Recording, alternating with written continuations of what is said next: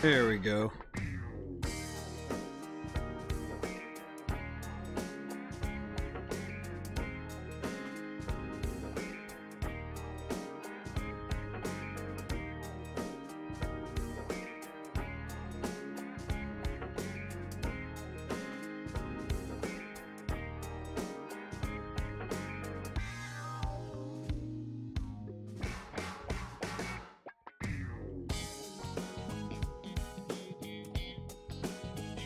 Okay. Kind of hanging out at this point. Okay. Yeah, I have to remember what I did last time. Dang it. I know we started the second week and we're chasing after Neku. It seems like Neku is just around, I guess. Honestly, still, jury's still a little out on that one, but we'll have to see what's going on. Alrighty. Also, we no longer have our guy, Minamimoto. A bit unfortunate, but, you know, what are you gonna do? Alrighty.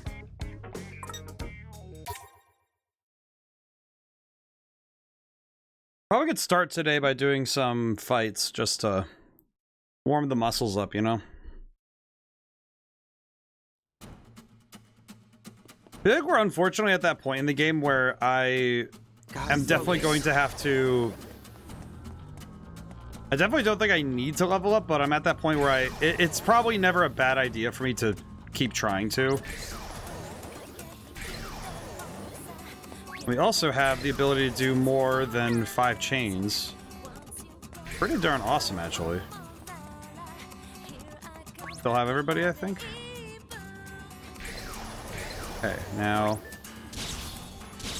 Chain 8. Chain 8 is crazy. Sorry, but you're no match for me. Alrighty, let's see if we can't remember our buttons, shall we? I feel like the only downside right now with having so many games with different control schemes is that I have to remember all of them all at once.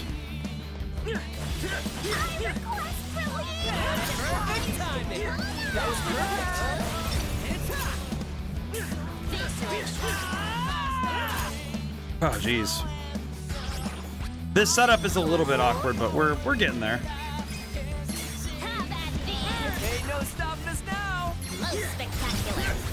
Thankfully, this setup is solid, but I think we need one more combo piece to make it really work. Seems like we're missing. It feels like we're missing a character, and that's what's really. I think that's kind of the point of this section is that it feels like we're missing somebody now. Because now that we're down a member, we do actually lack a bit of our firepower. What will he do next? Yes, got it. Nice one, Rindu. There we go, easy peasy. Thankfully, this fire ability is pretty solid too. It lasts a decent amount of time too, so it's good. Whew. And this week has been very strange for me. It's been pretty much all vacation time for me, which has been a welcome change, but very different.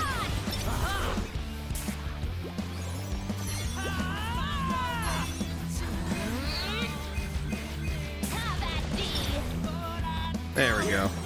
Now we can just use this ability. Easy peasy. I will say I got 2 CDs of like that 2000s era alt rock, or at least the stuff that defined the early 2000s. Namely, that I got Collective Soul and Incubus. Oh man, I got the Incubus CD. I forget what the name of the album is, but it's the one with Drive and I Miss You, and it's like peak 2000s. It's like peak 2000s core.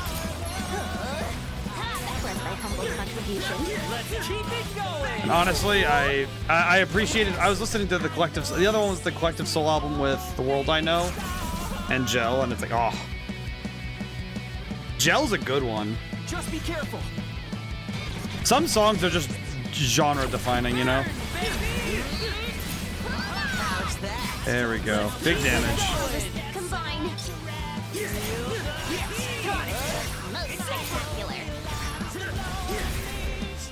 Easy peasy.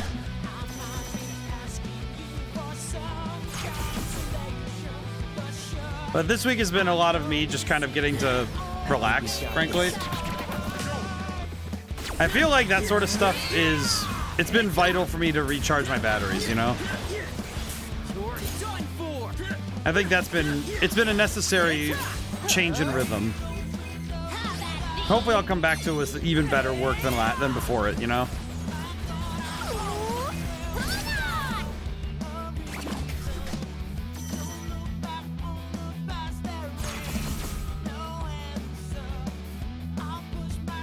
I foresee no difficulties.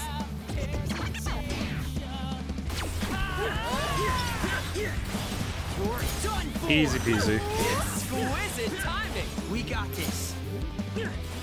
I feel like this combat system does it. After a certain point, you just kind of fall into grooves with it, and you just get to enjoy doing the fights instead of having to worry so much. I'm grateful that we're not quite there yet, though. Like, it still feels like there are fights that if we take it too easy, we will get cooked. I think when fights become foregone conclusions, that's when the game starts to descend a little, you know, kind of dips a little in the quality. Not necessarily like the game itself is bad, but more like your time with it will only diminish if you spend too much time in Easy Street.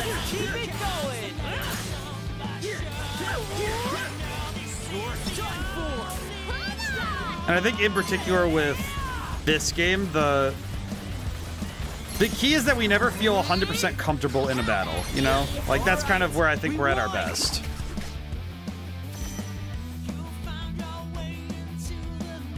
All right, not bad. Too shabby.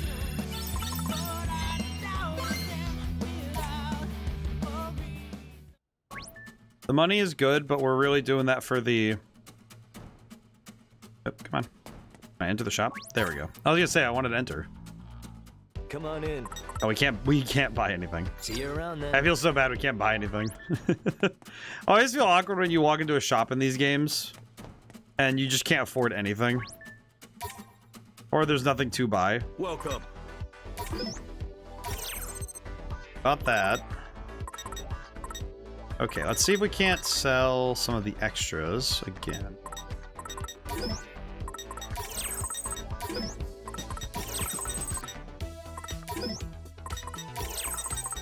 Don't know if there's going to be a whole lot of I don't know how many pins we're going to be able to rack up before we go forward. There's this one here. We have 2 more of those. Thanks, pal. Alrighty.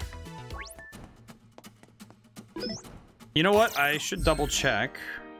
Well, a couple things really, but one of the things I should double check on is it's just the same thing, but yeah, sure, why not?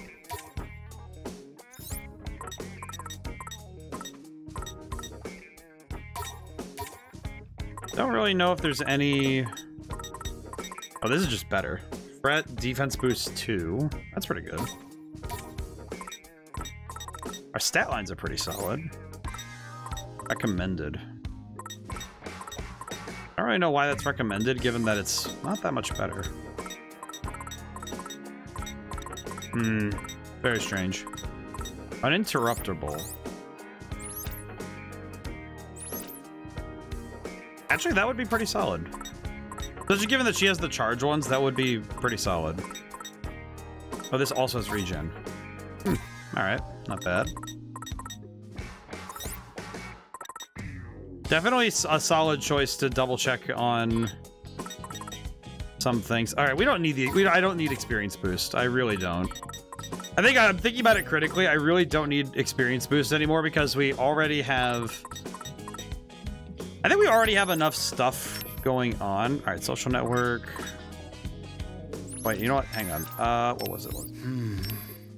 Someone could use our help near Tokyo Plaza. Okay, so yeah, because we want to get all the social network stuff we can. So let's go to Tokyo Plaza. I know that last time we stopped right before the story beat because there's a thing to check on. So We weren't locked into the cutscene when we showed up here. So we just need to go and look.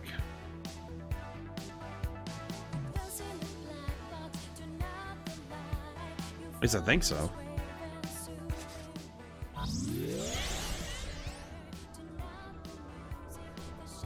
What should we do? Depends. Do you see Neku anywhere? I detect no sign of him.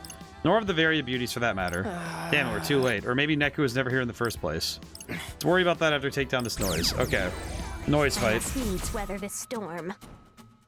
Go.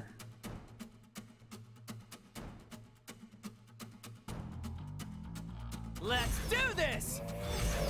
I mentioned yesterday there was a concept I kind of brought up in passing about how some games feel, and it's this thing I like to call cruise control, where it's that kind of like that section of a game when you kind of fall into a rhythm, and pretty much all the battles kind of sit in the same space. You know, like you're not really rushing, you're not really moving too fast or too slow.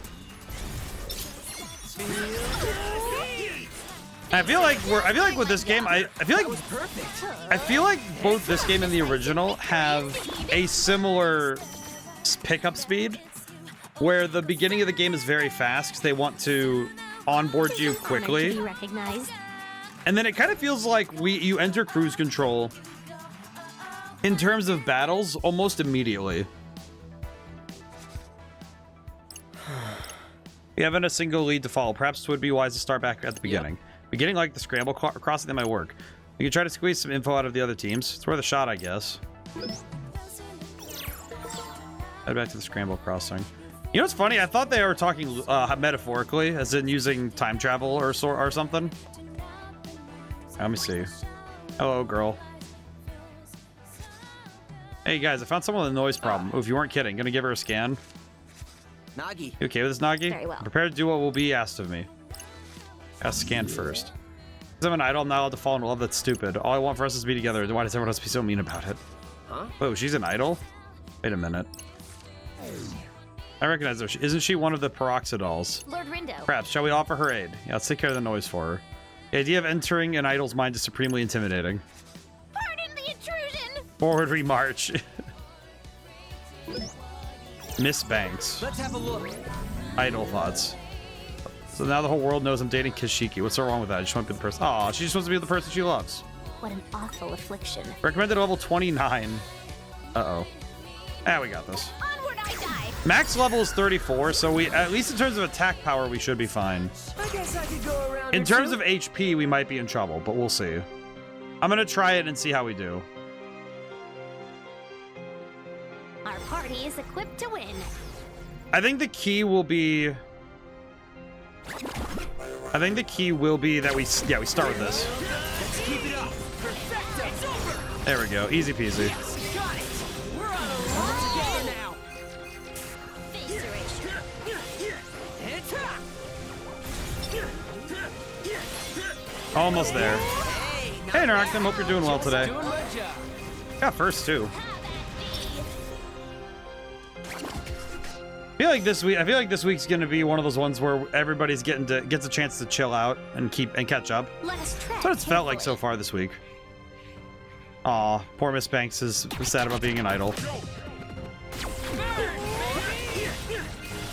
up. An adequate performance. That's like a C+. Face erasure. Ow. Okay, let's get rid of the little guys first. Exquisite timing. We got this. Hey. There we go. Easy peasy. Doing my job. Maybe? Oh, God. We're trying here.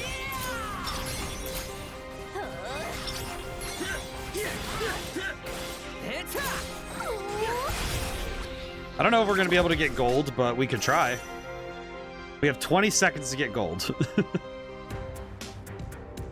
Yeah, I'm pretty sure this is just going to be... Who the hell is this informant A? Oh god, here we go. Let's keep it up. Perfecto. Okay, hit him as hard as we can. Going. Ow. There we go, maybe. That was perfect. I think you No go. foes can fell me. Or me.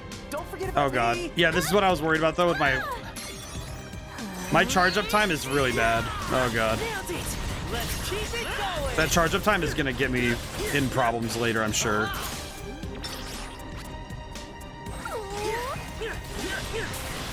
There we go. I like the lock. I will say the lock. Nice work. I will say that the lock-on missiles are definitely helping a lot more. Wait, we're still in gold range. Interesting. Was that still gold? Oh, it was gold. Okay, never mind. There's more where I was that worried came for a from. second there, but okay, never mind. The time on that one must be really generous then. They must be expecting that one to be harder. Oh, that's not bad. Not being allowed to date is a stupid rule anyway. It's not like Kashyyyk and I are just messing around. We're serious. That's it. I'm going to speak to my manager. Well, good on her. Hopefully she can be happy. Goodbye. Another evil successfully vanquished. But appear idols think much in the same way as we common folk. Yep. Look at us being all helpful and stuff. I'm so proud. Go us. It's time to get back to the mission. Hey. Honestly, it's still worth it to do.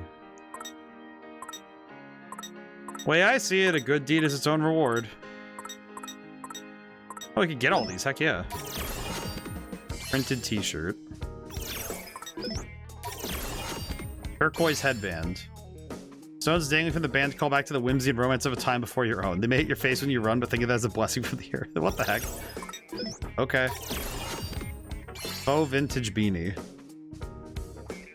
Interesting. At least the social network is filling out nicely. How many points do we have? We have a lot of points. Holy crap. Dive extension. Increases time limit when diving. I will say the extension on diving, that's pretty solid, because that means that we actually have more time to work on those challenges when we go and do them. So that's pretty solid. Allows you to equip an extra pin assigned to the same button as another. That's cracked. What? That's an insane ability. Dang, okay. Pretty good. What to do? Okay, so we finished all that, so now we can continue. Let's see. I guess we could buy some stuff. I guess we buy stuff. Let's see. Asia, Fantasia. Let's go see what we can get food-wise.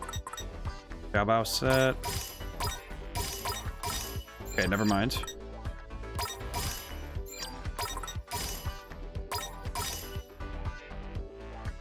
Pretty good.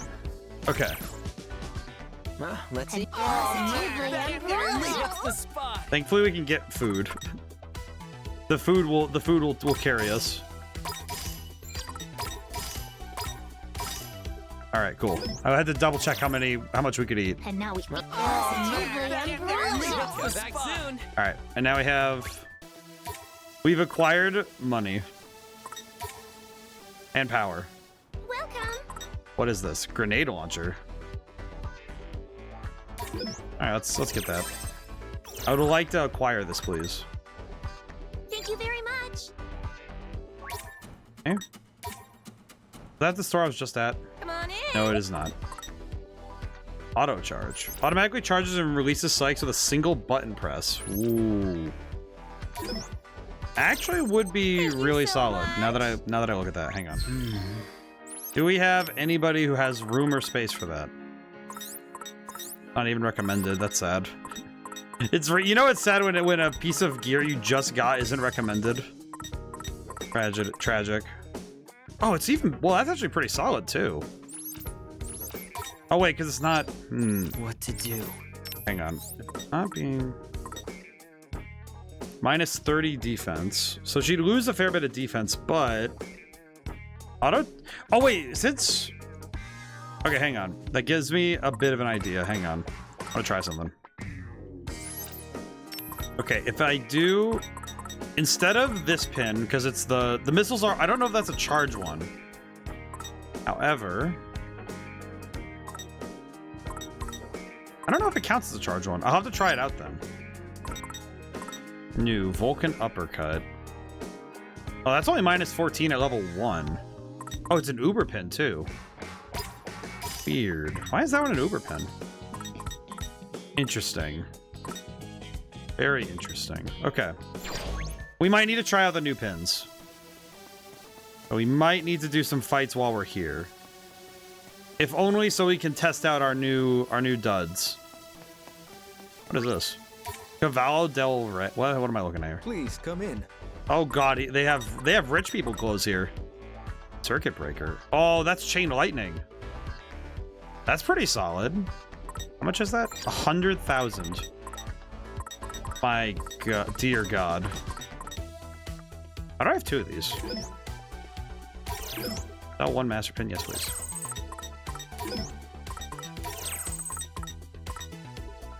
Okay, if we want that pin soon, we might need to get some money. Thanks. Okay, I'm gonna go get that. I would like to acquire this item. Gotta focus. I think this would be huge. I think that pin might actually be really good, so I'd like to try and get it. Slow down. Oh crap, baskets. Okay, well that's not good. Do I have time? Do I have time to get everything I want? 8. Ah, nope, 7. Okay, that's fine. An enemy approaches. I might need to run in and out of this area to try and reset it. I'd like to get a 10 set if possible. It might not be, but we'll see. Yes, got it. You're on a roll. It's over. Interesting. The only downside we have right now is that we're really relying on fire. Farewell. Yeah, we're really relying on the fire element. So if we run into anyone who's resistant or immune, we're gonna be cooked. We will be cooked if we run into anybody who's immune. So that could suck. That could suck if we run into someone who doesn't care about fire damage.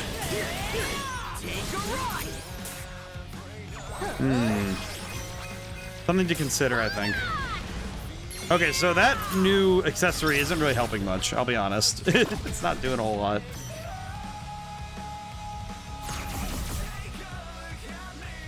But that's okay. We got this in the bag.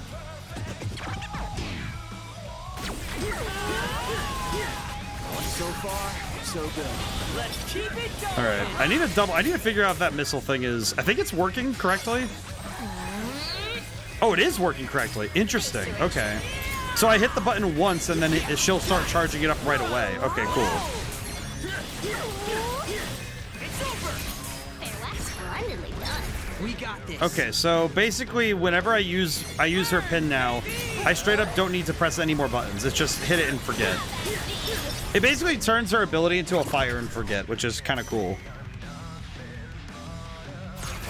That might take some adjusting, though. All things considered. I think we've got this. Should be easy to do, though. We're on a roll. Yes, got it. Nice one, Ren, dude. Splendidly done. We got this. I love her run. Feel the heat. Ow. Mustn't falter. Ow. Yes. Oh boy. I will confess, this weekend does have me a bit nervous just because it's a lot of social activity for me this weekend. Weddings are serious business, but at the same time, if you take it too seriously, it's just like, to me, it's like any big event and any big plan is like throwing a punch, where it's like you should only tense up at the moment of impact. And even then, it should only be for the moment, you know, not... You don't need to... If you hold yourself tight too long, you'll just move too slow to keep up the whole way, you know?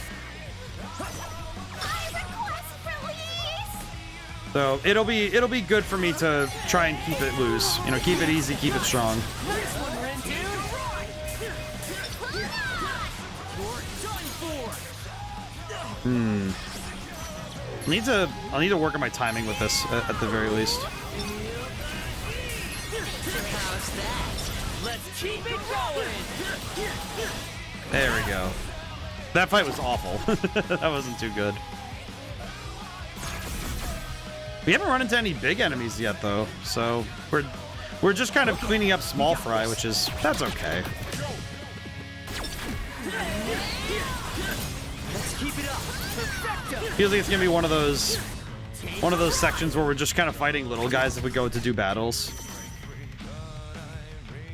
I appreciate the music a lot, though. Let's do this. All right, here we go.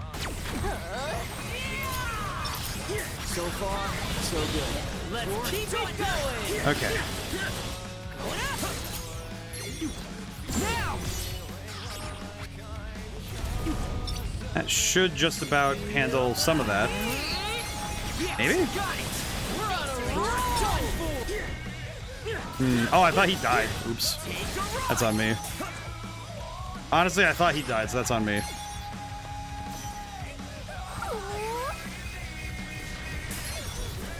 Okay, not bad.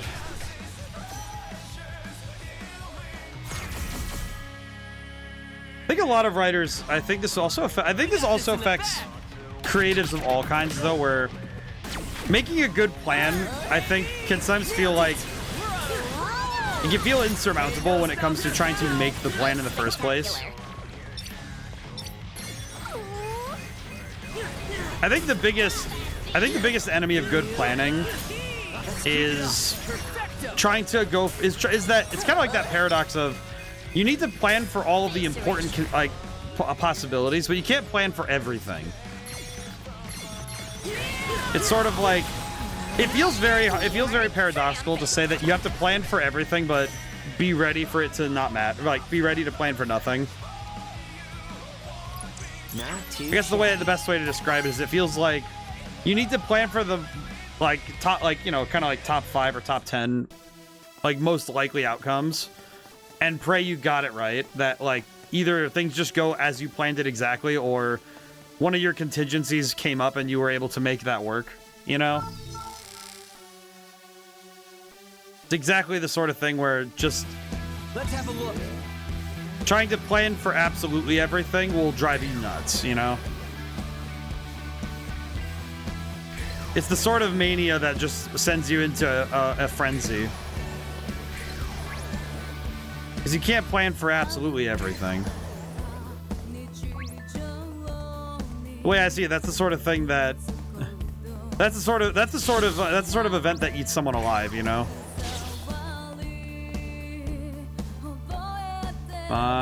Nope, whiffed it. 5. I must needs weather this storm. I will not lie, I keep beefing it at 5 and it's not helping me. Alrighty, we'll need to... I think I'll run back to that other area and see if we can. I know we don't need to get the stuff right now, but I'd like to try to, if possible.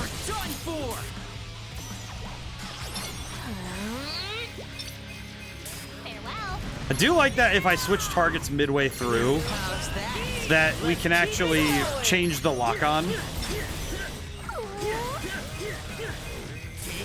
Because the ability to lock on like that is pretty helpful.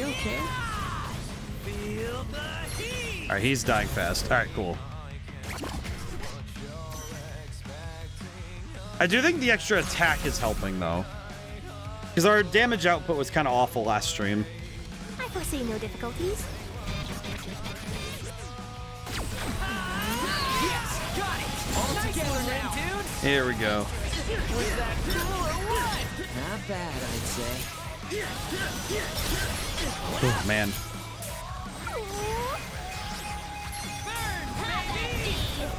Well, I think I love this system because it feels like I can go through battles right at a pretty fast pace. Also, Julian, it's good today. How are you doing?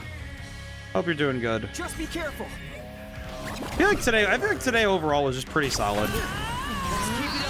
I think it was exactly the kind of day I needed for where I am in the week. I think that was good. Farewell, honey. Thanks, Lord Rindo. Nice work. I love her so much. I love Nagi so much. Alrighty, easy fight, easy fight. I think if I put up the drop rate again, we might be able to get. Maybe we'll get enough with a 10 drop. I'll have to see. that cool one. Not bad, I'd say. Here we go. You're done for. Ah. Aw, man. Burn, baby. Hopefully this will work. There we go. Okay, so we have a groove. We have groove for the next section. Hopefully the groove meter will keep up, though. Let's do this. I've kind of determined that I think nostalgia for a certain age, Exquisite timing. We got this. I think it's kind of fueling a lot of the. I think rightfully so. It's fueling some of the current outrage in the gaming community, and I think it's rightfully so, because I don't think just because something's new means that it should be all there is. Something I'm noticing with some of the actions taken lately in the industry is that it's this feeling of people kind of gravitating towards things like, you know, practices of before. At least from what I'm seeing, you know, like with Sony trying to go all digital.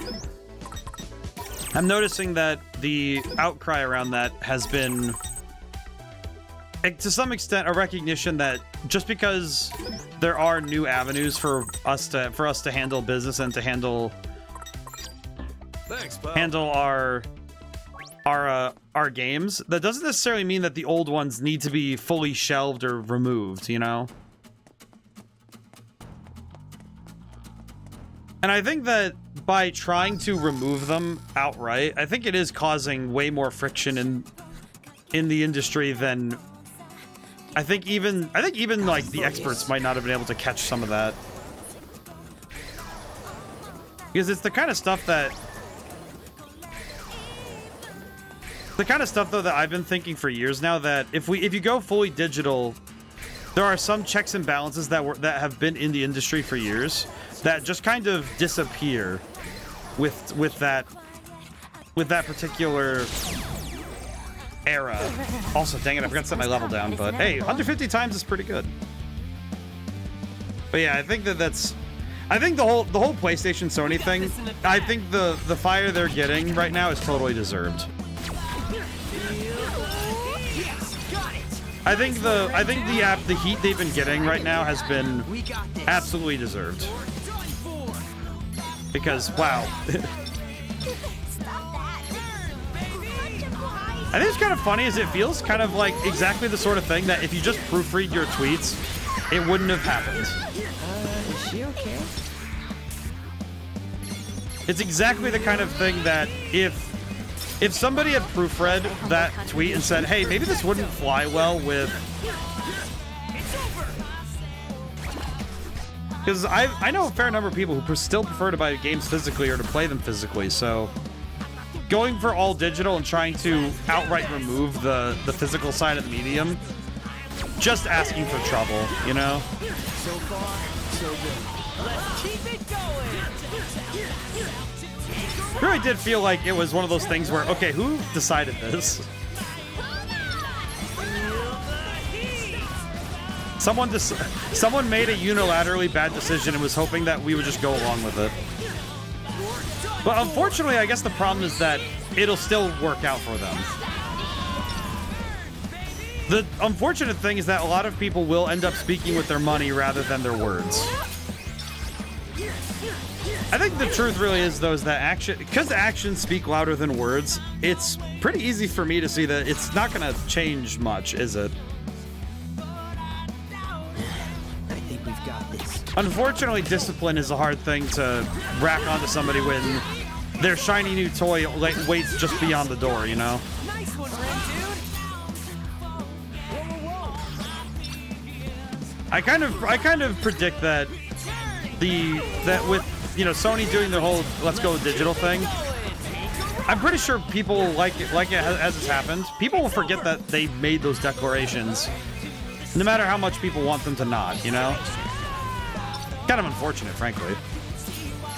But I think I'll believe it that all the movement to try and get them to not drop the physical side, I'll believe it when the gaming community at large keeps it, you know, they keep their word.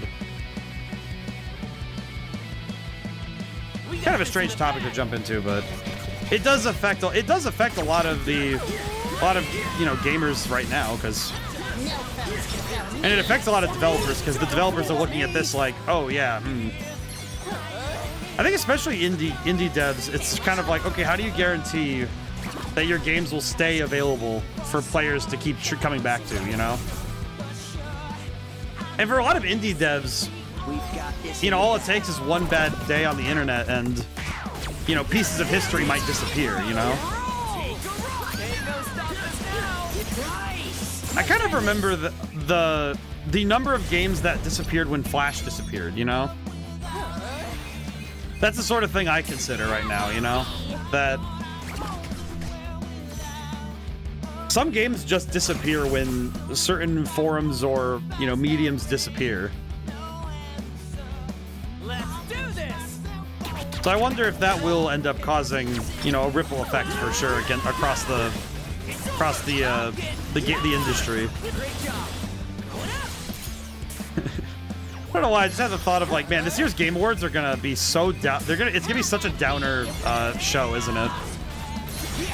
Just kind of occurred to me that it's gonna be so depressing to be there, huh? That's definitely gonna be a show where it just feels, it feels very depressing to listen to that show, huh?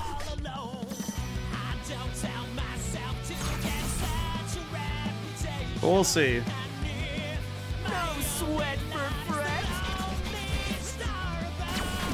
We'll say I feel very uninformed in terms of what games have come out this year that listening to the podcast are sorting out some things.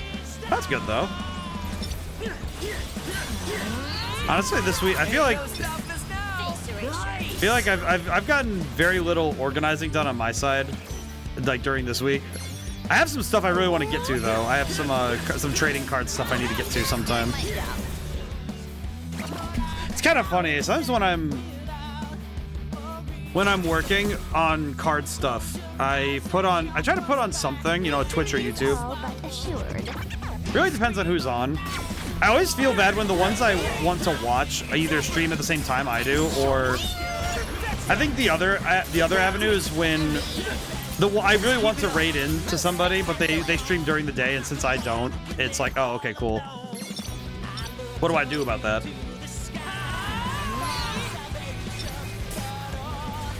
You know, it's kind of like, oh, how do I reconcile that sometimes? Sometimes it really does just come down to, well, we run different. It's like seeing somebody on the day shift when you're a night shift worker, you know? That's what it feels like to me, at least. Kind of like, oh yeah, they're on a different shift, you know? I feel like that's the difference between day streamers and night streamers, is it does feel like, oh, we're on different shifts. My bad, you know? Some entertainment avenues do just feel like, you know, first, second, and third shift, you know?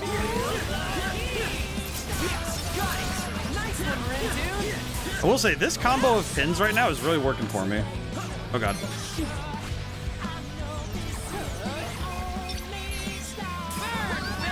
Here we go. There we go, easy peasy. Yeah, I feel like this pin set might be the one I like the most right now. Then again, the pin set I've had has been changing out every single chapter, I think, so I think this game's done a really solid job of keeping the pins. I thought I would stick with the set of pins and just work with it, but honestly, the game's been pretty thoroughly checking that by giving me not only more powerful pins, but ones I like to try out. Come on, hang in there. It's really working out for me. It's really working out that we keep finding new combinations to try out. A level. Honored to be recognized. All right, yeah, that was a lot. Evolve this pin. Oh yeah. Let's see. Yokimitsu. That's it. Okay, that one looks familiar, but can't quite place it. Let's have a look. Okay, so that was a 10. That was a 10. Honestly, getting a 10 Getting a 10 set reduction that's a pretty solid way to get experience and money. Actually, yeah, wait. So we're gonna eat food, so we're gonna have to spend some money, but Hey there. question, do you all like this? Oh, you do, okay. I can order that twice. Hits the spot. This is a very easy attack growth. Man, hits the spot. Actually, come to think of it, that might be some of the best possible stat growth because attack and style are necessary. That's pretty darn helpful. Yeah, I'm not really concerned with those ones though. Okay, let's see. Do we have any other things we can try on? Attack boost 2.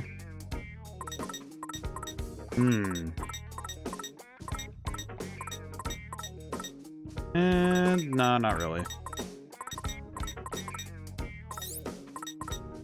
Just looking through really quick through our through the options.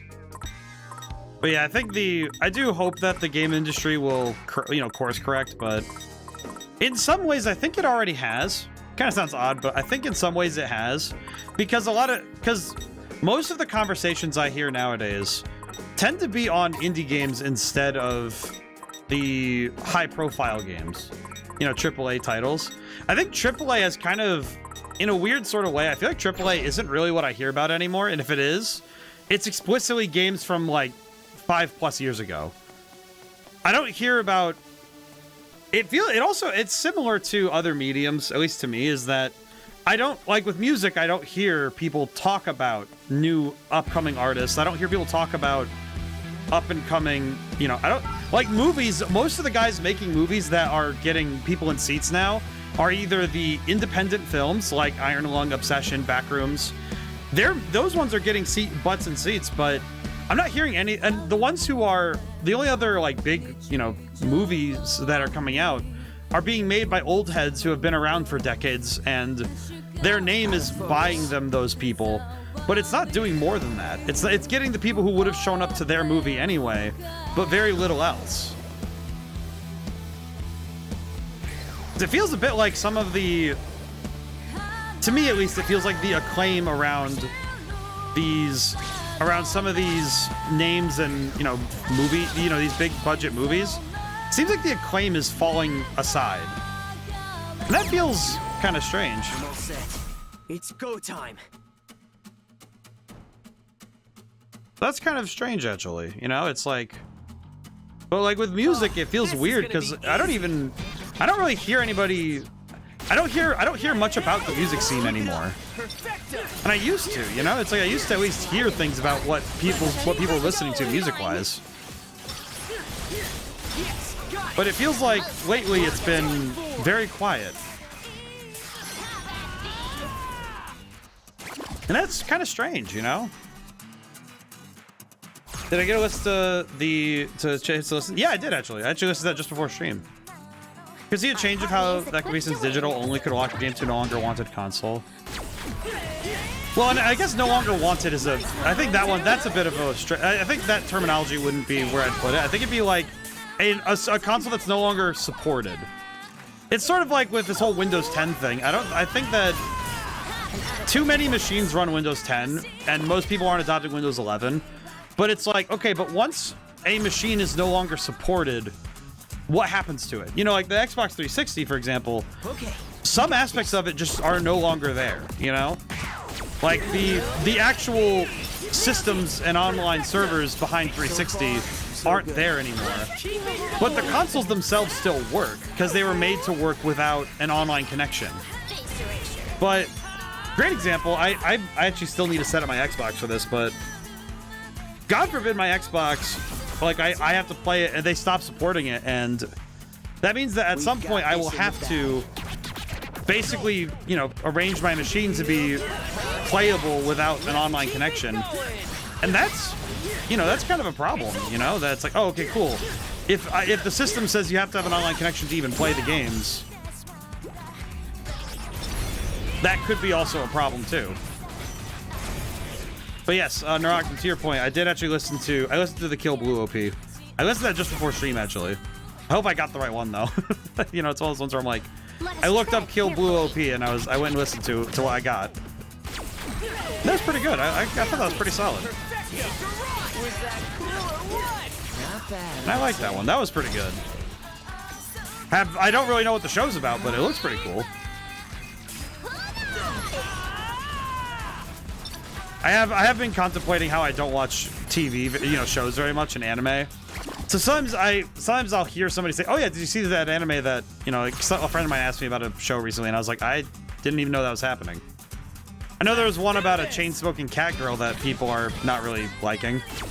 Kind of seems like a weird one to make a thing about, but I don't know, whatever. I don't know, it's to each their own, I suppose, but it kind of feels like, I mean, you know, to chew your gum, I guess. I don't know.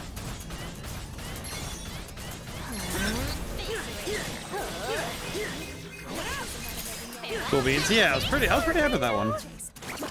But it is a curiosity though with the industry, because the games I've been hearing the most of lately have been indie games. You know, like Mecha Chameleon had a very I remember it was mentioned a while ago on stream, and it was like, oh, I haven't heard of anything about it, and then now it's like, it seems like everybody and their grandmother's on that one.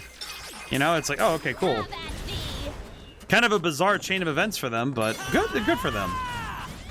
But Was a decisive victory indeed. it does feel a bit strange that I don't really hear anything of. I don't hear people in my circles or even online discussing games that are coming out recently. You know, it kind of feels like a game comes out and either it makes a big splash or it disappears. And that's weird, you know? That's weird. Like, I know there are a bunch of games that were released, and maybe it's a good thing that they're coming out and people are just playing them and enjoying them quietly in their own circles, but it does feel strange to, you know, look out on the internet and be like, oh, where's the storms? Where's the noise? And I'm not really seeing the noise, you know? And I think not seeing the sound is a bit of a weird one. Okay, I think I might have enough money. Maybe I'll have to sell some stuff and check. Take a look. Goes about, oh, okay. Anime logic. I see. Welcome. What is this one? Akanozu. You like what you see? Okay, we'll buy these because we're here for them. Okay. Might as well buy stuff while we're here. It's a new pin anyway. Interesting. Yeah, it is funny though how many strange shows. Strange that I want to advocate for web, mobile, web, an open exclusive platform for games. You know what's funny? We did have that. That's kind of the thing. We did have that. And then it fell out of favor. Because we did have a web mobile, a web, and I would say mobile web, but you know, Flash games weren't really, Flash games weren't made with phones in mind, but that was what we had with Flash games, you know, like that was what we had. We did have a, like, it was one of those things where it was unexclusive in that as long as you made something good, it would bring people. That was the key. The internet's greatest strength is word of mouth, but its greatest weakness is that same strength. You know, often our greatest strengths are directly tied to our greatest weaknesses. And in the case of the internet, word of mouth and by extension rumors travel fast. So when somebody says something, it will make the rounds in rapid succession, you know?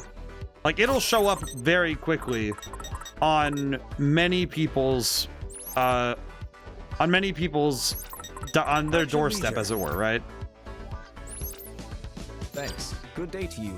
And in the case of Flash games, as I got to see directly, when one person at a middle or high school or, you know, anywhere found a good Flash game, every single person knew about it, because that first person who found it would then spread it to the rest. And it was it was kind of like, the way I would describe it is it felt a bit like a meritocracy in terms of how games got to other people.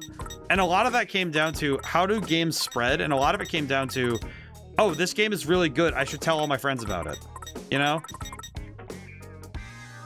What is this one? 904. This one is a rapid tap. I kind of want to try out the new one. It has 3 levels. I'm going to try it out really quick. I would like to try it out.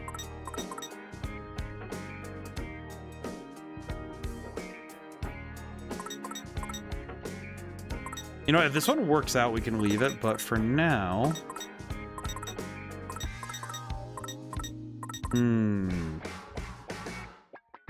Let's try this out.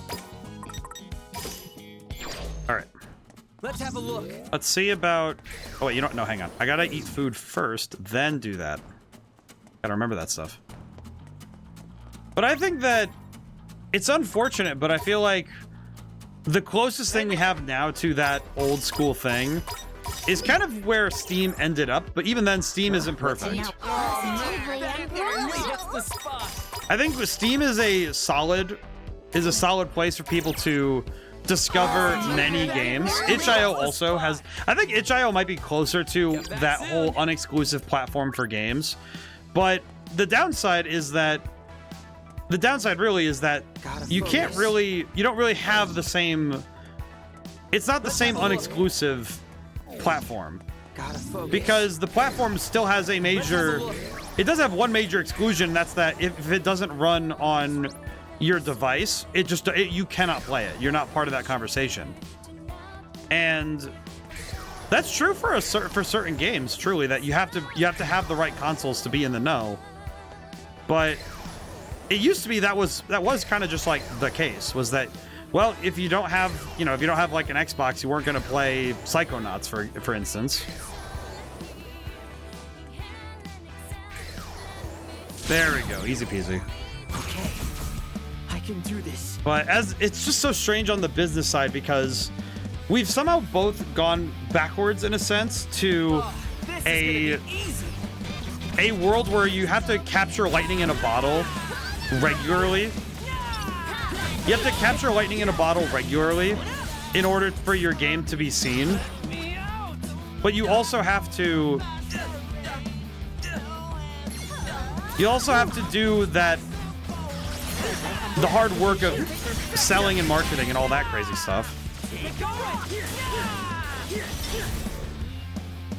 But we are also not... Got step back, sometimes to take 2. That is true. Maybe the whole debacle with all the current game industry stuff. Maybe it will end us up in a better spot. I hope so. Also, Rocket, hope you're doing well today. But I think my hope is that wherever we land after this whole debacle with Sony, I think Sony in particular, it's like once we get past that, once we actually like learn and grow from that, I hope the industry gets better from it. Like it's not just that we need to walk past it. It's that the industry as a whole needs to get better from it. Once we ban Ubisoft. I mean, I can't really blame you. I can't blame you. I can't remember the last time I was happy with the Ubisoft decision. Like, unilaterally happy with it. I mean, they killed my beloved Rocksmith, so really not a fan of that one.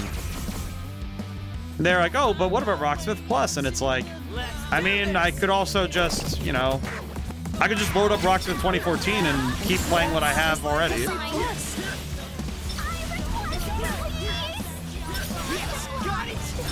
Very bizarre thing to do, truly.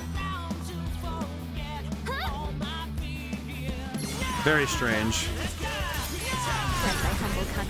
Indeed, yeah. Not a big fan of Ubisoft. I'm not a big fan of Ubisoft either. Trying to think of like what companies physical medium should be a thing, even if it's just being allowed to make it your own via some means, transfer data somehow. Real quick, I don't know. I feel like at this point the closest thing we have to it is just just making sure that if you buy something, you download it, it cannot be ripped from your system without being a willing participant, you know, like you can't, like, I don't think it's reasonable that a game can just be ripped from somebody's possession. I think the way Steam does it is just fine, where it's like, okay, you have it downloaded, if it's not on the store anymore, it's still yours, you know, we can't take that from you.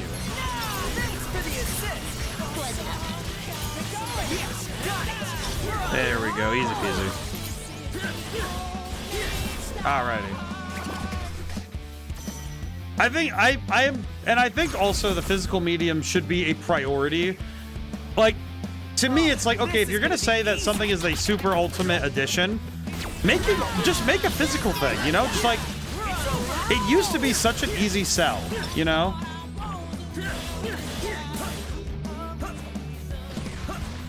I have a feeling that consoles are making decisions in the best interest of the games and trying to do it for profit, but also then profit makes them able to afford better R&D or other investments.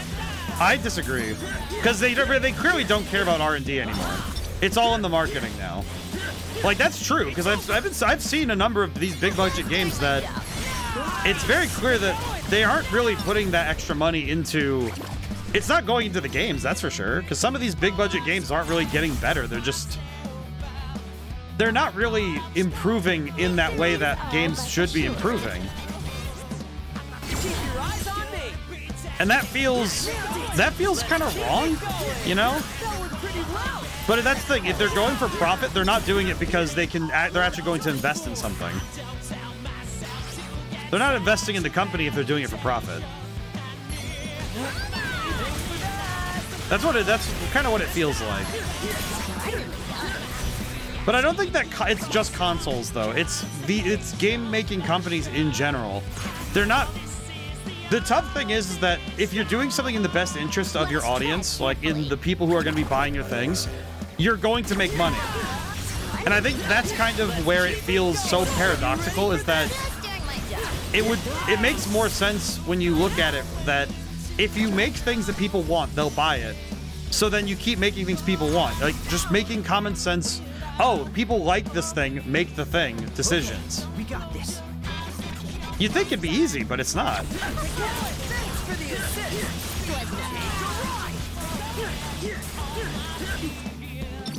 But it just feels very backwards, you know?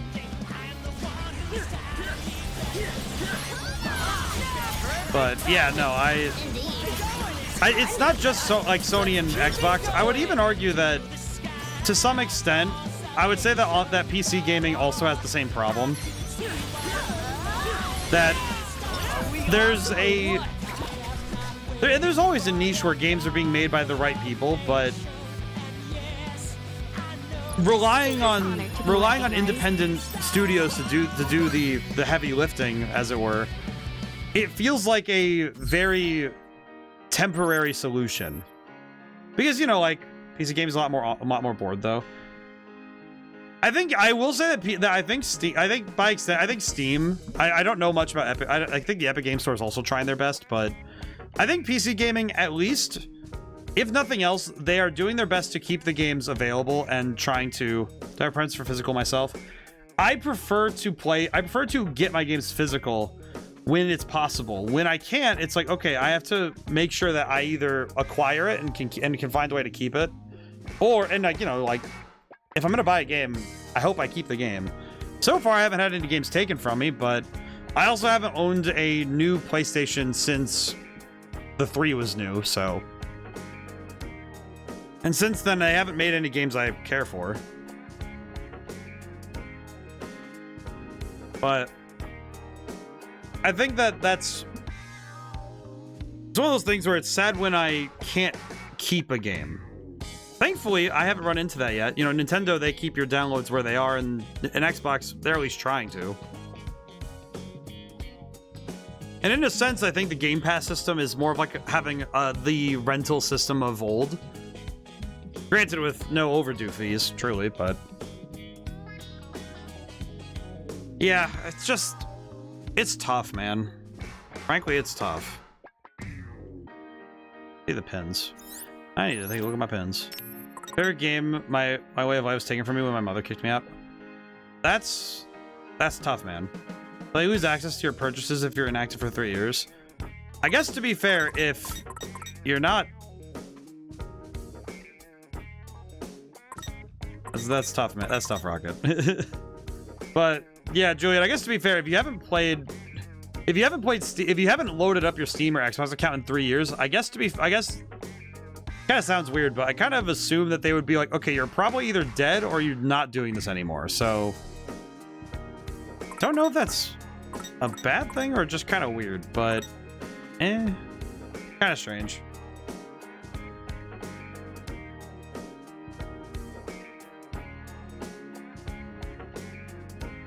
Ah, jeez, need to stretch really quick. But in any case, I do hope that... Actually, I guess now that I'm looking at it, the reason that I'm looking at the indie games, it's like, I don't think indie games are a permanent solution, because the moment that those developers either stop making games or they, God forbid they do so, they sell, it used to be that when someone is indie and they sell out, they kind of drop most of their, their teeth. I mean, heck, when was the last time Green Day was actually punk rock? Sorry. Like, they've been more for the establishment in the last 15 years than I've seen anybody. Which is kind of like, oh, it used to be, down with the establishment. It's like, oh man, the moment that someone flashes enough money, it's like, what are you gonna do? And keeping integrity is hard. I would say that, unfortunately, power and money are two things that easily push someone to stop yelling, Stop paying for my RuneScape membership, found that my display name was taken away, and potentially the kind of person doesn't log into Steam for 3 years at a time. That kind of seems like something that would be kind of a concern, really. At least in terms of like, you bought some stuff and then you're just gonna let it go? That seems strange. At least to me, but I also don't, my lifestyle is very different, so I don't know if I have the... I do not know if I am truly... I am truly not the normal audience, I would not say. Yeah, actually, to be honest, I don't know when I last used my Switch as well. Hey there. Now that one I'm surprised by, because the Switch is pretty fun. So I don't know. Alright, we buy the food. And now we And the Quest headset. Okay, to be fair, I haven't used my VR headset in...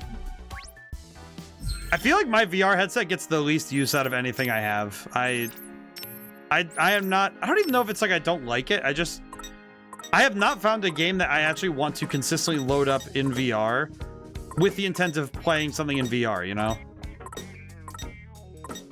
It does kind of feel like the sort of thing that I would not be chomping at the bit to play on,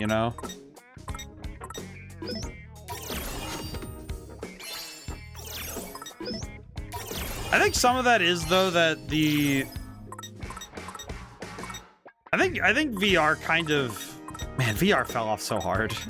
I remember that was going to be the big craze in the 1990s, and then it was going to be the big craze in the 2000s, then it was going to be the big craze in the 2010s, and then the 2020s. It did, like, damn. Like, here's the thing. Where's my SAO game? Here's the thing. When we finally get Neuralink and it's not going to kill somebody, maybe. But even then, it's probably going to be like Metaverse, where it's like, here's your grocery store, and that's all you can play. Like, really? That's it? What a lame sort of thing is that, It's like, how lame is it with that? The most you can do is go play freaking... Oh yeah, my favorite game, go to the grocery store. Supermarket Simulator. You need custom software revolution. I don't even know if it's like just custom software, if it's just like... Because that's just pretty much just gaming, but I mean... I feel like more so, it just feels like, man, it does feel like, if nothing else, man... Okay, come on. Oh god, dang it. I think if nothing else, we just need something where somebody makes VR actually fun. It's kind of bad to say it like that, but... Holy crap. It just feels like VR does not have much to do. But I think... one of the things that might be holds back the whole medium, and it's held it back since like the Virtual Boy and those old VR things that they'd have at arcades, you know, was that actually trying out the systems. It's mostly just that, man, first the generalized filth of touching something that everybody else is touching, which is kind of gross, but more so it's just that VR just doesn't, there's not much that VR really does that other games just aren't doing better. But I'd probably say that the more important thing is that I don't think VR is really, I don't think VR has like a flagship game, you know? I think Half-Life Alyx was like the closest we got to that. VR doesn't have any games that really stand out either. Yeah, it's like, and all the ones that were like kind of close, Beat Saber. I think Beat Saber, well, that's the thing, Beat Saber is the only one, and it's like one of the more physically intense ones, you know? Oh, God bless America. Okay. I don't even know Beat Saber, though, because I don't... Like, the people who play Beat Saber are the ones who play it for exercise. Nobody plays it for fun. Like, at least from what I understand, like, people use it as their exercise machine, which isn't the same as, oh, I'm loading up a game and I'm playing for, like, strictly to enjoy the act of playing a game. It gives me the same feeling as, oh, it's Wii Fit, you know? Which is, it's not exactly like people played Wii Fit because it was the best way to get to, you know, it was the best video game ever. They played Wii Fit because they needed something to yell at them to do their push-ups, you know? Let's do this. I don't even know how many reductions I have at this point.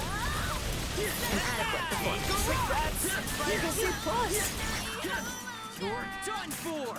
But not enough. Yeah, it's just, it's one of those things where I don't think that I think most people would not be jumping to go check that out, you know?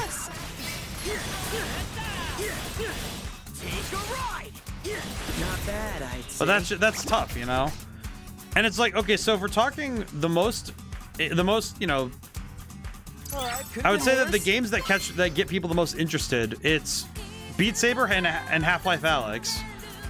And but in any of the other games that are talked about in terms of like VR games, most of them are ones that are already, most of the ones I've seen that are, whoa. Oh, it's my phone. Wonder something happened. Another news flash. Some no-name guy got married to another no-name lady. Hardly have any import to us. You said it. Weird. Oh, it's that side quest we did. I see.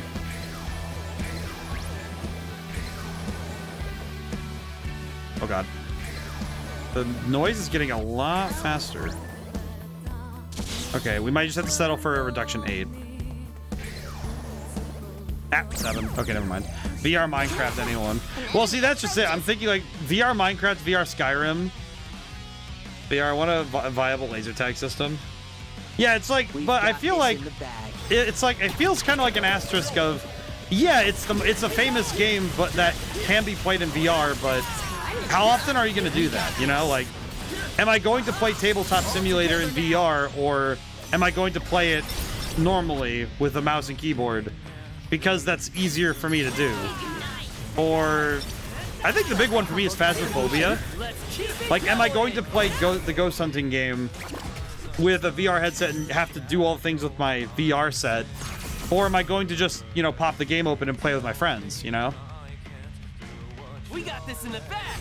It kind of feels like a question that the answer is it's rhetorical, you know? It feels like, well, am I going to do the thing that is more complicated to set up, but it is the, you know, it's a method to play the game, but it's not even the best method to play the game. And I would argue that's probably the biggest anti-selling point for VR. Yeah, I'm playing Spire 2 on VR. But I would argue that's kind of the biggest killing blow to VR as a preferred method, is that how many games are being, and the big one is how many games are being made optimally for VR. Because a lot of games aren't being made with VR as their move, you know? No, something that holds back VR is motion sickness. Yeah, the motion sickness is a big one for me too. Like, I don't get motion sick riding roller coasters, but when I play VR, I get gross, you know? It takes like less than an hour, I'm already like, yeah, okay, we're done here, you know? Like less than an hour in and I'm already like, okay, we're done playing VR for now, you know? And that's kind of a killer, you know? Because other games, you know, you can play them for hours on end, you know, you can really just keep going for them. But when it comes to VR, you know, most people have an hour as a time limit. And that's like charitable, you know, that's like charitably saying, yeah, that's going to be where we end up. But like that's kind of rough as for a game to try and keep a player for an hour and hope they stay longer.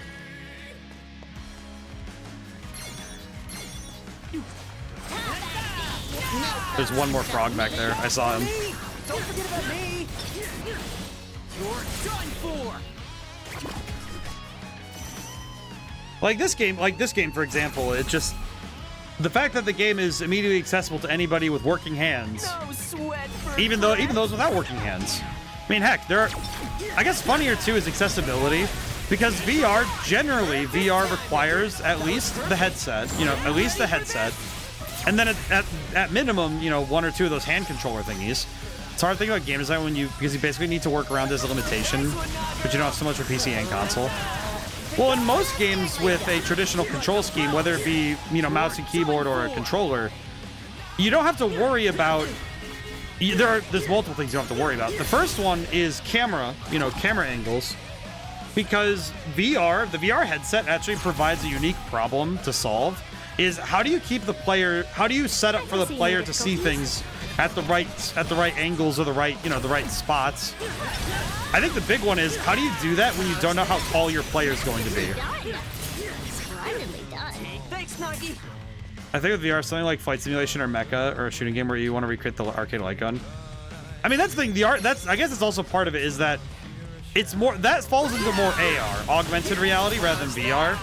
Because VR is you're stripping away you're trying to make it so all of the reality is in the game. Like use game design flexibility to make motion immersive, because motion doesn't just biologically work. Yeah.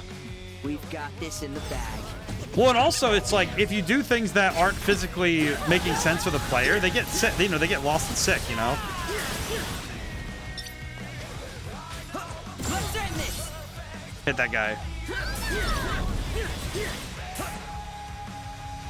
But that isn't a real problem for trying to make VR work, you know? Here was my humble contribution. Perfecto. There we go.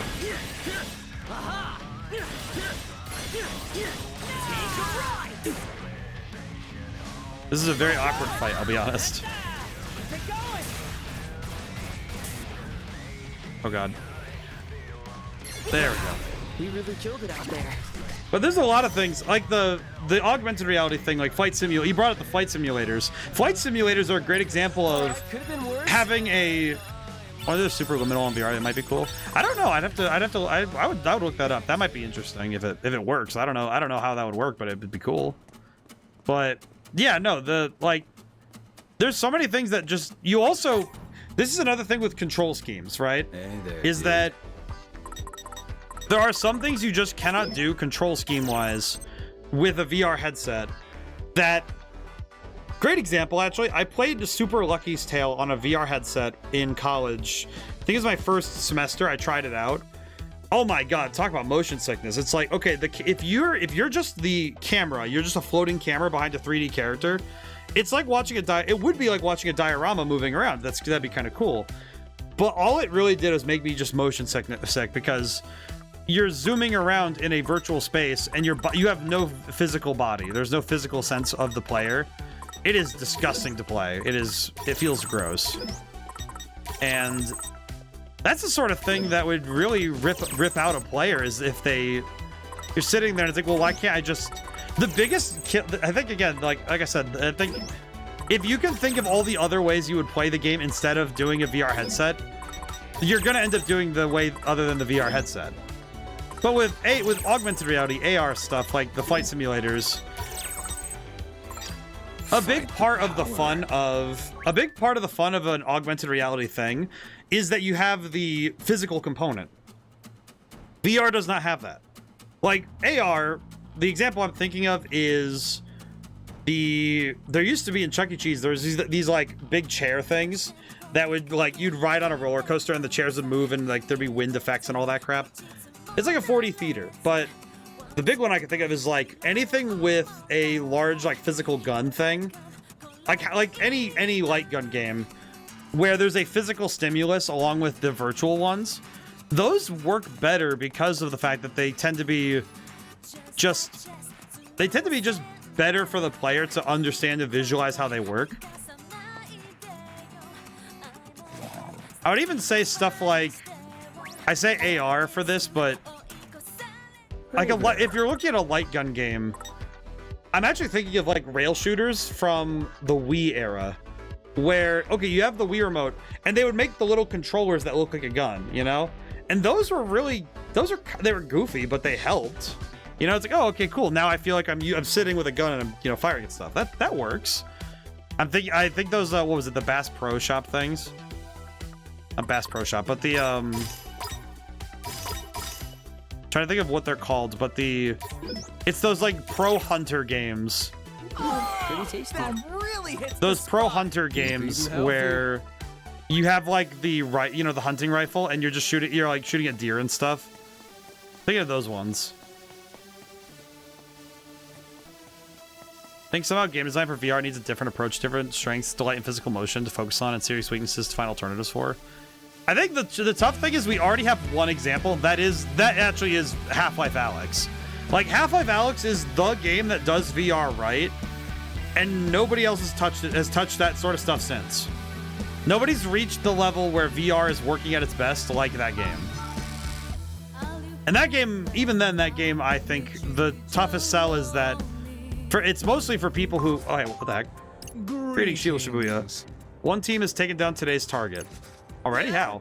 You'll confirm the results of the Scramble Crossing shortly. I encourage all players to come by and watch proceedings. After all, is it every day you watch a legend come to an end? Damn it, who the hell found him? And dude, look. Oh, it's that lady. This is our hero and Lady Sugumi. No, please don't tell me she's gonna erase him.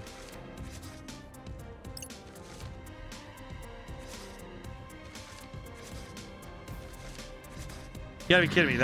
Is that all you got, kid? After all the trouble you put us through? Ain't even worth half the time it took to find you. Legends, more like a bedtime story. You put me to sleep here. You don't forget it. I've seen all I need to see. Hey, you Runebringer, kid's all yours. What, don't you want the points for taking him out? He ain't a player and he ain't a reaper. He's fair game. Ain't against the rules or nothing to erase him. Just think of him as some kind of noise and let him have it.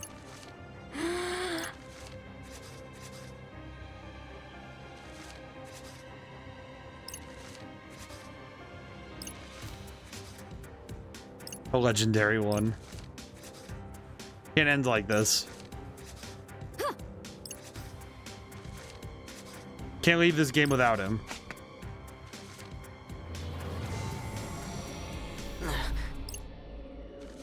Okay, we can try again. If we can figure out where she fought Neku, we can go back and save him. It'd be nice to play an immersive storyline game in VR where you really feel your presence in the story. I feel like... You know what I feel like the tough thing is that this again comes back to the problem. There are so many games that already do feeling your presence in the story. There are so many games that handle all that, but they're not in VR. And I think, again, it's like, if it's in VR, you really have to, like, you can't put a game in VR, like a really good game in VR, and it's kind of tough. You can't really sell a game on its merits, and then it's like, oh, but it's the best VR game, because it's like, okay, but if it's a good game, period, nobody cares that it's VR. Like Half-Life Alyx, nobody cares that it's VR, it's a good game. And the trouble is that there are already so many games that prove that VR doesn't...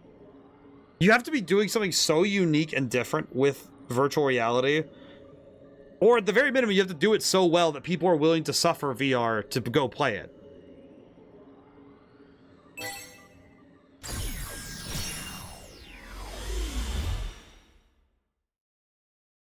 And that's where I think the whole medium hits its problem.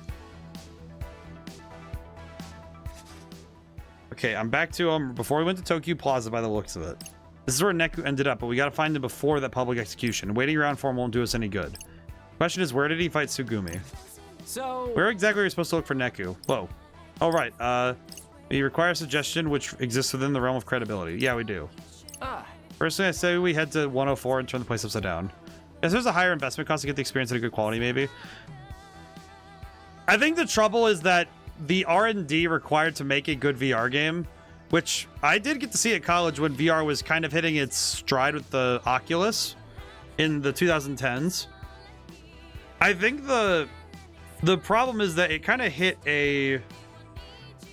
a point where it's too much money and time to get it right, where other game types and just using, you know, mouse, keyboard, or controller is less costly to research the best practices and also just easier to get running at speed, that it doesn't really make sense to wait to like try and go for VR when, again, it comes down to how are you willing to put up with all that stuff for the sake of like the gimmick, you know? I think maybe that's it. I'm kind of reaching conclusion to conclusion, but maybe because it's all VR really feels like it is a gimmick and a really expensive one to try. And it's not often worth the risk to not just make a traditional video game. Yeah, we could. I'd be a contrarian, but Center Street strikes me as a more potentially fruitful search site. Maybe. I should Shibuya Hikari. None of the other teams have looked there. You Bozos could be the first. But yeah, maybe we'll try that, huh? What? You're just gonna do what I say? No whining, no tantrums? Too bad. I thought that would set you off. We don't have time for that. Or to chit chat. Thanks for the tip, though. Whatever. She's mad. He's definitely not at Tokyo Plaza. There's no way to know who's right about where he is. Hell, we all could be wrong. Time is on my side. I can always go back and try again. Try Shibuya Hikari. Shibuya Hikari seems promising. Can't believe this. Can't believe what? You actually go with my suggestion? Oh, so would you rather I just ignore you? See how far that gets you. Like I said, I was wandering around there earlier. There weren't really any other teams in the area. Doesn't mean Neku's not hiding nearby, though. Doesn't mean he is either. Go ahead. Okay, so we have to find out. Got it. Shibuya Hikari. Now we just gotta go over there. we're going again. We can jump ahead in time.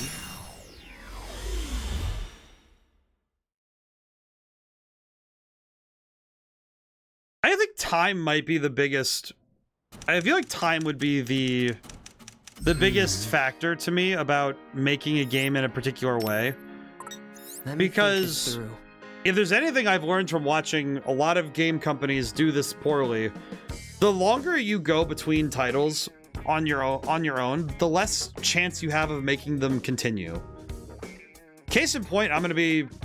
It kind of feels bad to say it like this, but Elder Scrolls 6 has no chance of success. To me. I think Elder Scrolls 6 has been dead in the water since they said that it would take 10 years to make.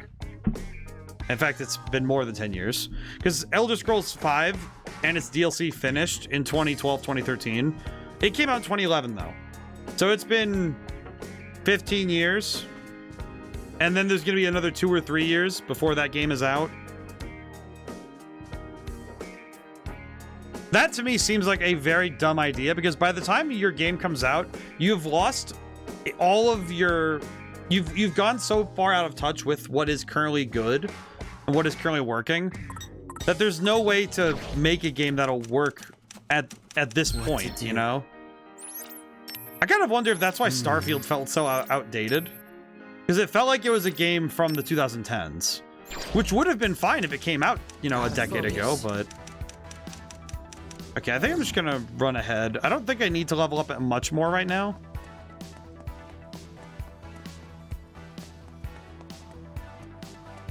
Let's have a look. You know, if I want to scan, I probably should just clear the noise. Wait, that's Kamiya. Hang on, we're gonna talk to Kamiya in a moment here. Actually, I can just talk to him right now. Hi, Kamiya. What is he doing here? Hello. Hi, Kamiya. Fancy meeting you here. Hey, Candyman. How's the search for Neku going? Swimmingly, I imagine. More like drowningly. No. Guy's impossible to track down. He's like some kind of cryptid. Thought he might be around here, actually. Seeing as none of the other teams would be around to bother him. As good a plan as any, a guy like him is going to be tough to find no matter what you do. Let's see. Assuming he's the real Neku, that is. Are you looking for him, too? You could use a lead. Wouldn't go to so far as to say I'm looking for him. I picked up a couple breadcrumbs to follow if you're interested. Really? Spotted him myself, actually. Saw him coming from the scramble crossing. He ran off toward the express underpass. You don't all seem to be looking to take him down. Whatever it is you're after, you better watch your step. Still got a lot to learn if you want to make it through this. Good luck out there. I appreciate Kamiya. Also, we're past the hour mark. Hope everyone's got a good weekend planned. For my part, I'm going to be going to a wedding. So all got to learn on the way. Not like we have time for a training montage. All right, let's go for the underpass. But yeah, this weekend's looking good. So I hope everyone's able to also have a good weekend. What to do? This weekend's looking pretty solid.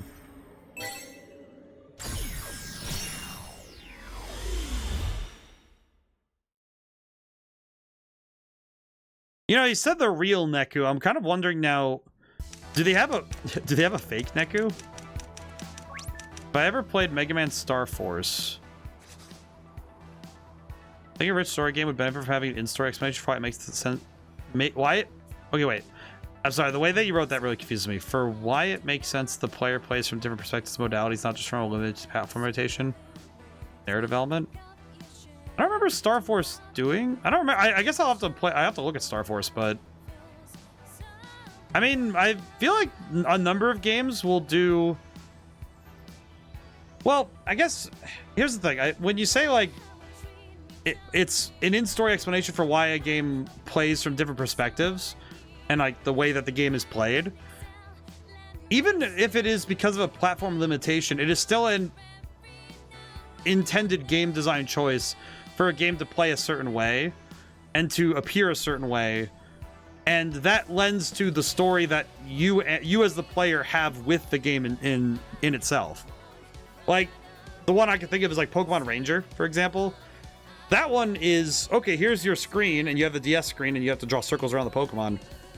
It is a platform limitation to have to use the touchscreen. It's also part of the selling point of the DS, but it's still enforcing. Okay, here's how this part of the world works with the catching, with the Pokemon Ranger catch machine thing. Forget what it's called. The like weird top thing they use, and I think a lot of games, whether like their stories are helped by the fact that they're being.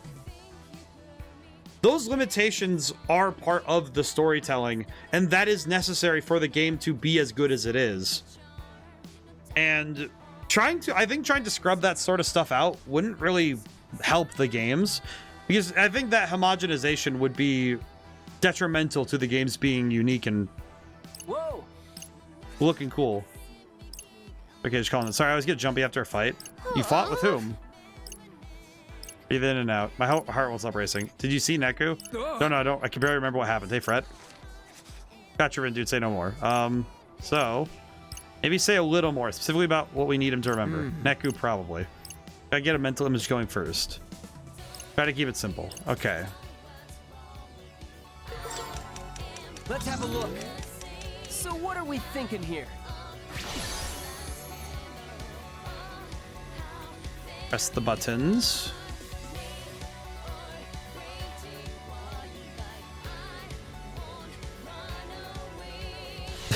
God, this image looks so goofy. Come on, think. It's such a goofy image. But I think a lot of games benefit from having their perspectives or modes being part of the experience. It was him. Tell him as a listen. I was so scared. But I've never had someone glare at me like that before, like a snake about to swallow its prey. That'd be very tasty. Emotional state appears to have stabilized. It's only for a few seconds. And he just disappeared. Wait, so you didn't actually fight him, not physically. But how my heart was racing, I felt like I did. Where did he go? Could have either proceeded toward the west exit or retreated back to Shibuya Hikari. Would have crossed paths. So the west exit bus terminal. We're going again. Okay, let's see. Let's go see if we can find them. But I do think that I do see that some games would be. I think some games benefit from that. Frankly, I think some games benefit from the weirdness. Like this game's weird stuff, I think benefits it. Oh, hello. Kind of wanted to shop here, but sure. Someone else leaks valuable intel. Yeah, I'm the one who gets chewed out for it. It's stupid. It's not like I'm the one who blabbed. Huh? You're... Hi. Is it the Slot Force? You get a cyborg ally that merges with you and brings you to the cyborg world, or the cyber world. Oh yeah, because Mega Man is a cyber being. That's right. I think a third-person perspective could be explained by having the cyber pal access sky cameras. Find to the player for first-person view. I don't know. I don't. Well, that's the thing. If I remember how some of those Mega Man games at that time looked. Let me look at Star Force really quick. At least like maybe a picture or two will help me see what you mean. Mega Man Star Force. Let's see. What's the gameplay look like? Oh, it's similar to the Battle Network stuff. I see. I mean, I kind of think this looks cool anyway. I don't know. I don't know if I'd want to. Yeah, yeah, no, that's okay. I feel like all this has made me think is, oh wow, that looks really cool. It's like, oh yeah, that looks really neat. I don't know. I feel like the camera looks just fine. Like you have like the pixel art overworld, then the 3D modeled battles and stuff. I think that looks fine. I don't know. I don't know if I don't know what would benefit the gameplay to change it to being having first and third person cameras. Because a lot of the art style is captured in that change from the pixelated 2D, like isometric 2D areas to the 3D, from what I just saw from those pictures. Seems like that sort of thing would be really beloved.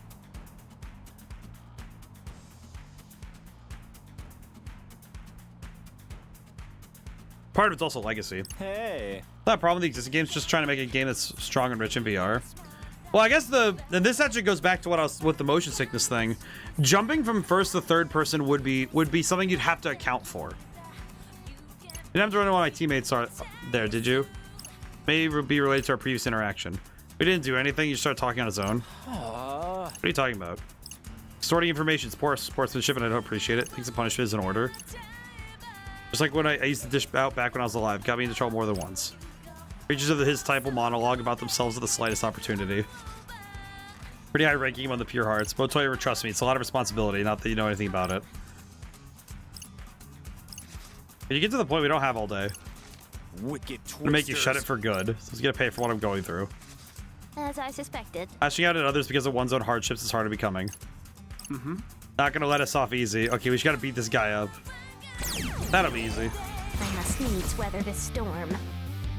Let's see how we do. Actually, this might be... Oh, this is gonna be easy. Oh, he also brought friends. So far, so good. Let's keep it Man, this is actually a really cracked...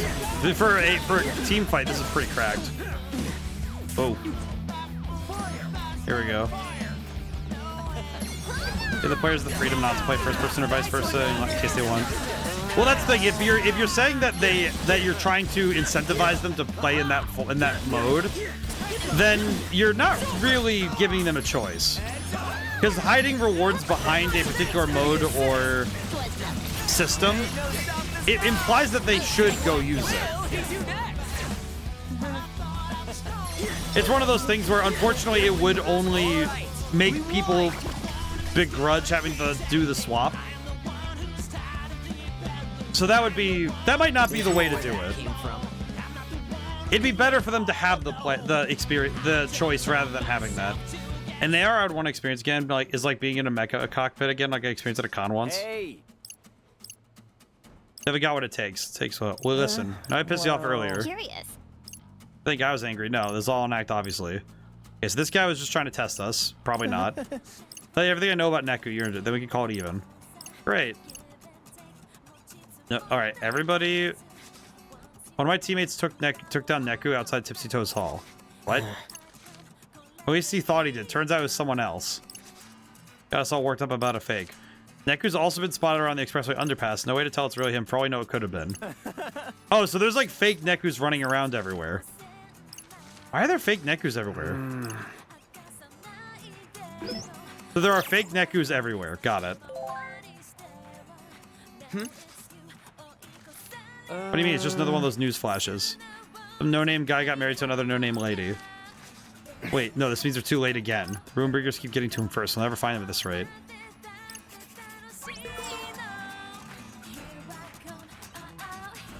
Can I enter the store, please? I would like to enter the store. I feel like entering a mecha would be kind of sick, though. I think that kind of goes back to what I was thinking earlier, that Thanks a bunch. the augmented reality stuff is kind of the best. It seems like the best middle ground for VR related material, frankly. Hello. Oh, this lady's nice. Oh, this is just a convenience store. Fried chicken.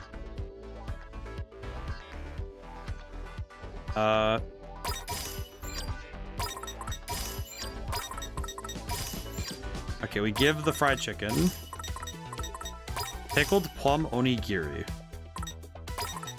Interesting. Question. Okay, we'll go with this. This is fine. Really hits the spot.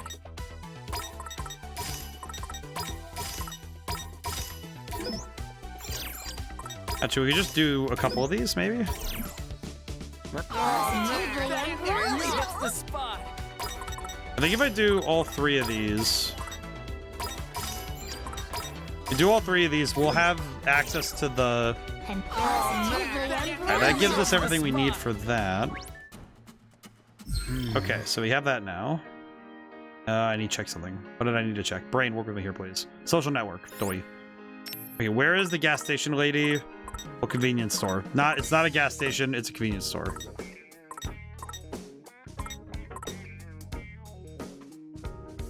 Maybe the first person plays more immersive, plays with those classic 3 cinema immersive experiences.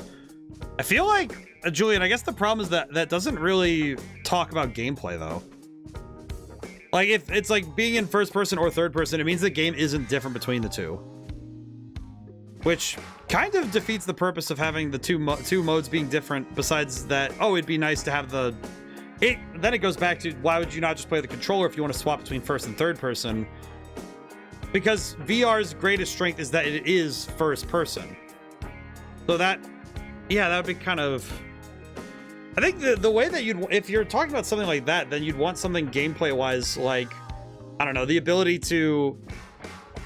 like, in-game, activate a visor that lets you see through the eyes of, like, a drone, and, you know, you fly it in and out of places, and then being able to bring it back to you so you continue in first person, but then use the drone in third person, quote-unquote. But it feels kind of like the problem is that mechanically, if first and third person mean nothing, there's no reason to have a difference. That's a great idea. Well, it's like, see, the tough thing is that there has to be an intent and a reason besides just a different, like, having a second camera angle on the same bomb explosion doesn't actually mean you get something different. It's like, actually, to me, I guess it feels like, okay, being on a bench versus being in the middle of a street when a fireworks show goes off, the only difference is the angle in which you see the same explosion. And I imagine some people would argue that that explosion might look different. I don't know if it'll look better if you're up on a rooftop or not, or on a bench. Depends on who you're with, I guess.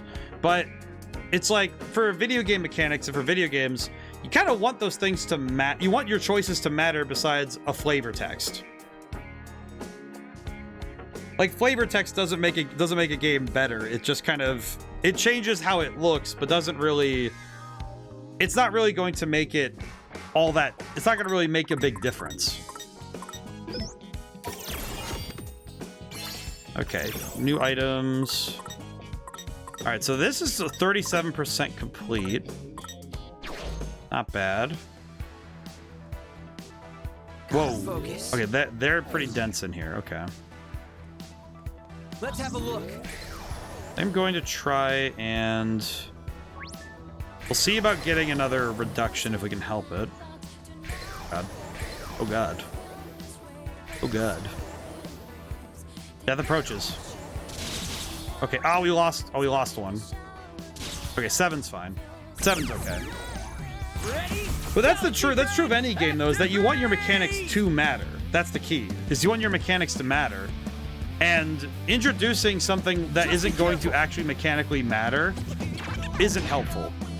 But you introduce something that suddenly gets the player interested, you get them invested, then it'll work out. And the big thing is that your mechanics matter both in terms of how you're telling the story and in terms of how you're playing the game.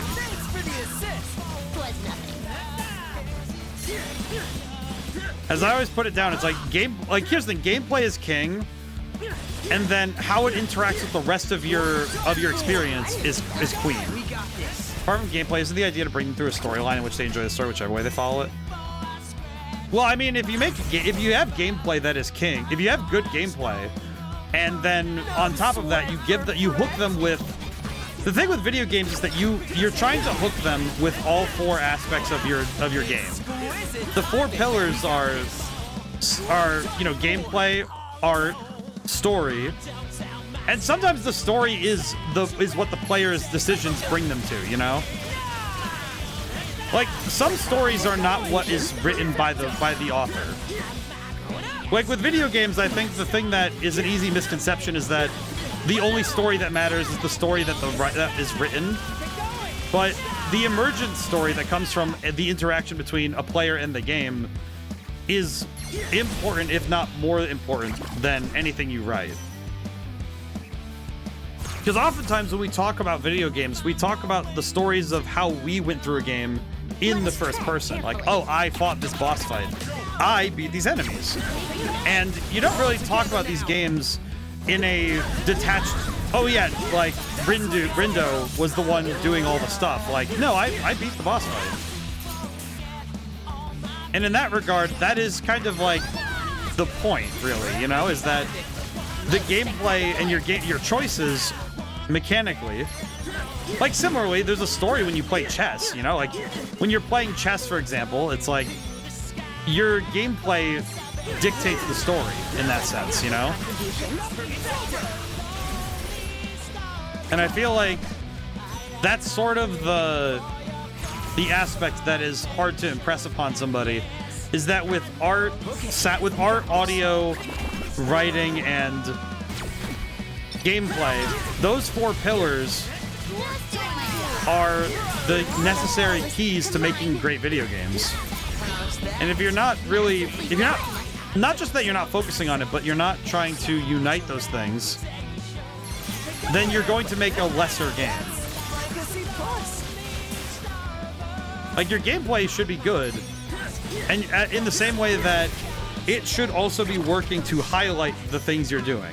There's a game that came out more recently called Replaced, where its visual language it's very cool visual language, but its gameplay is reinforced by its visual language, and its audio helps reinforce the tone and the setting.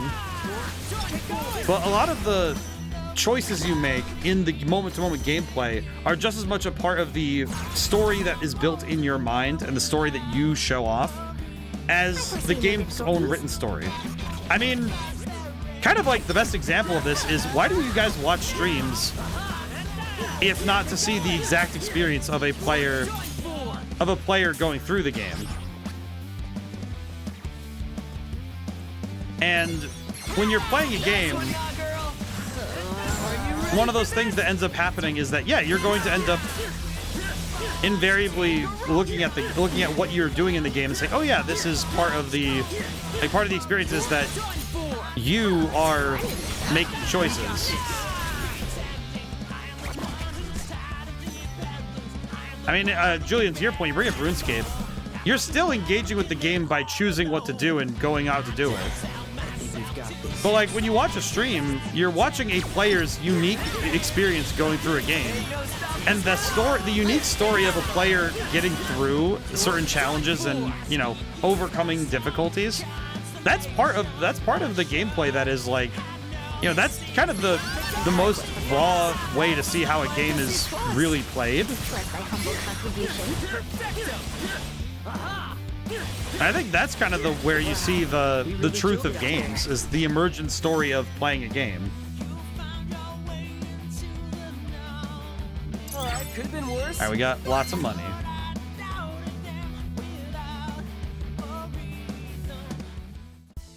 Okay, that also drained us out. Okay, that drains us out a lot. That's good. We'll change our fate. Now we go back to the scramble crossing.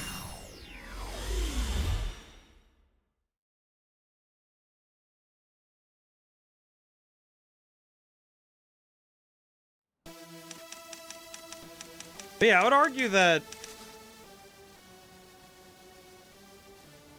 Oh, you need some water. I would argue that with video games, I think that, and with games in general, is that the story is driven by the choices made. I mean, all right, I actually have a very topical example. The World Cup. What, like, you know, because soccer is a game. At the end of the day, it's a game. But when you look at the story of a game, of like a soccer game, and you see the big choices made by each individual player, you suddenly see the rich story that is built from the choices made by players. A game doesn't need to have a story that's so like heavily written by a writer and an author for the story to be rich and engaging. Sometimes by giving players just enough so that they understand what they're on for and letting them engage with it, they themselves will draw the drama out from those raw moments of life, you know? Like, you play a soccer game, some soccer games, the world's on the line, and some games, it's Tuesday, you know? But even then, that Tuesday still matters. Or exactly supposed to look for Nectar. 104 seems like a good start. Oh yeah, I thought so too. Boss put her vote in for Center Street. Believe that would be the most advantageous place for him to conceal himself. Wait for it. Ibuya Hikari. Yep. Oh, you have? Let's see. Do 104. Let's try 104. Wait, really? Yes? Alright, let's get moving. Oh, this is the right choice. Kind of wondering if... I wonder if this is the... Oh, you know what I just realized? Hang on. Hang on, go back. Okay, I can do this. Hang on. Just occurred to me, I can buy food while we're here. Hey there. Justiceburg.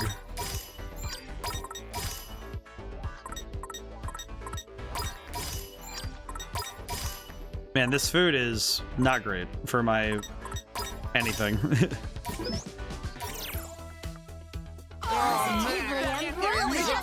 Alrighty. Let's have a look. I appreciate the fast food lady all the time. Always defer respect to your service workers, because holy crap. Always be nice to the person behind the register. It's always worth it. It shouldn't have to be a reminder, but man, sometimes. Hold them. I think I have... How much is this going to be is the question. What do we get? 9? Okay, 10? I get 10? 10. Hey, there we go. 170 times, it should be hopefully enough to get us something good. Alright, here we go.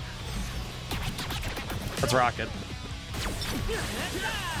I think there's a VR game concept that could take the VR world by storm that beats the competition through innovation. I think that's kind of the key of... I think that will be the... Maybe that's the white whale of VR, is that somebody is able to take all the lessons of game design and put them all together. That's like a C+. God, I would love it if I feel like if there's any one hope one day, it'd be hilarious. It'd be hilarious if I got to see it happen. You know? I don't know if I'd want to do VR, but I feel like if I did, it would be one of those things where I would want to make it mechanically interesting, you know? Maybe also make it... I'd want to make the system work for me so I wouldn't have motion sickness.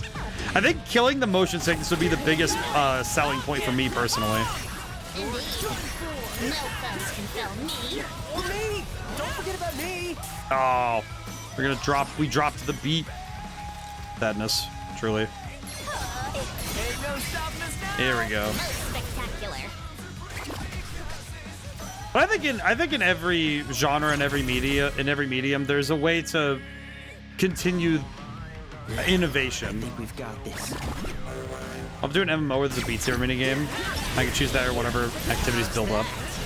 I think that, well, I see, Julian, I think the problem is it's not really innovation to just do a thing and then do the thing that something else did. I think that would be, that kind of doesn't, that's not really innovation. Bringing together multiple games that did something right isn't innovation. It's kind of just, it's following in the shadows. That's not really what you'd want to do. I think that's the key, right? Is that you wouldn't want to play a game where it's Let's do this. like it's not an innovative game to say, oh, but what if we did all the things again? You know, like you'd still want to add your own spin on those things and give it its own unique flavor, because just doing Beat Saber again isn't very impressive. Because recreating a game isn't that big of a deal. Because that's kind of like baby's first programming lesson is recreate what you saw, you know?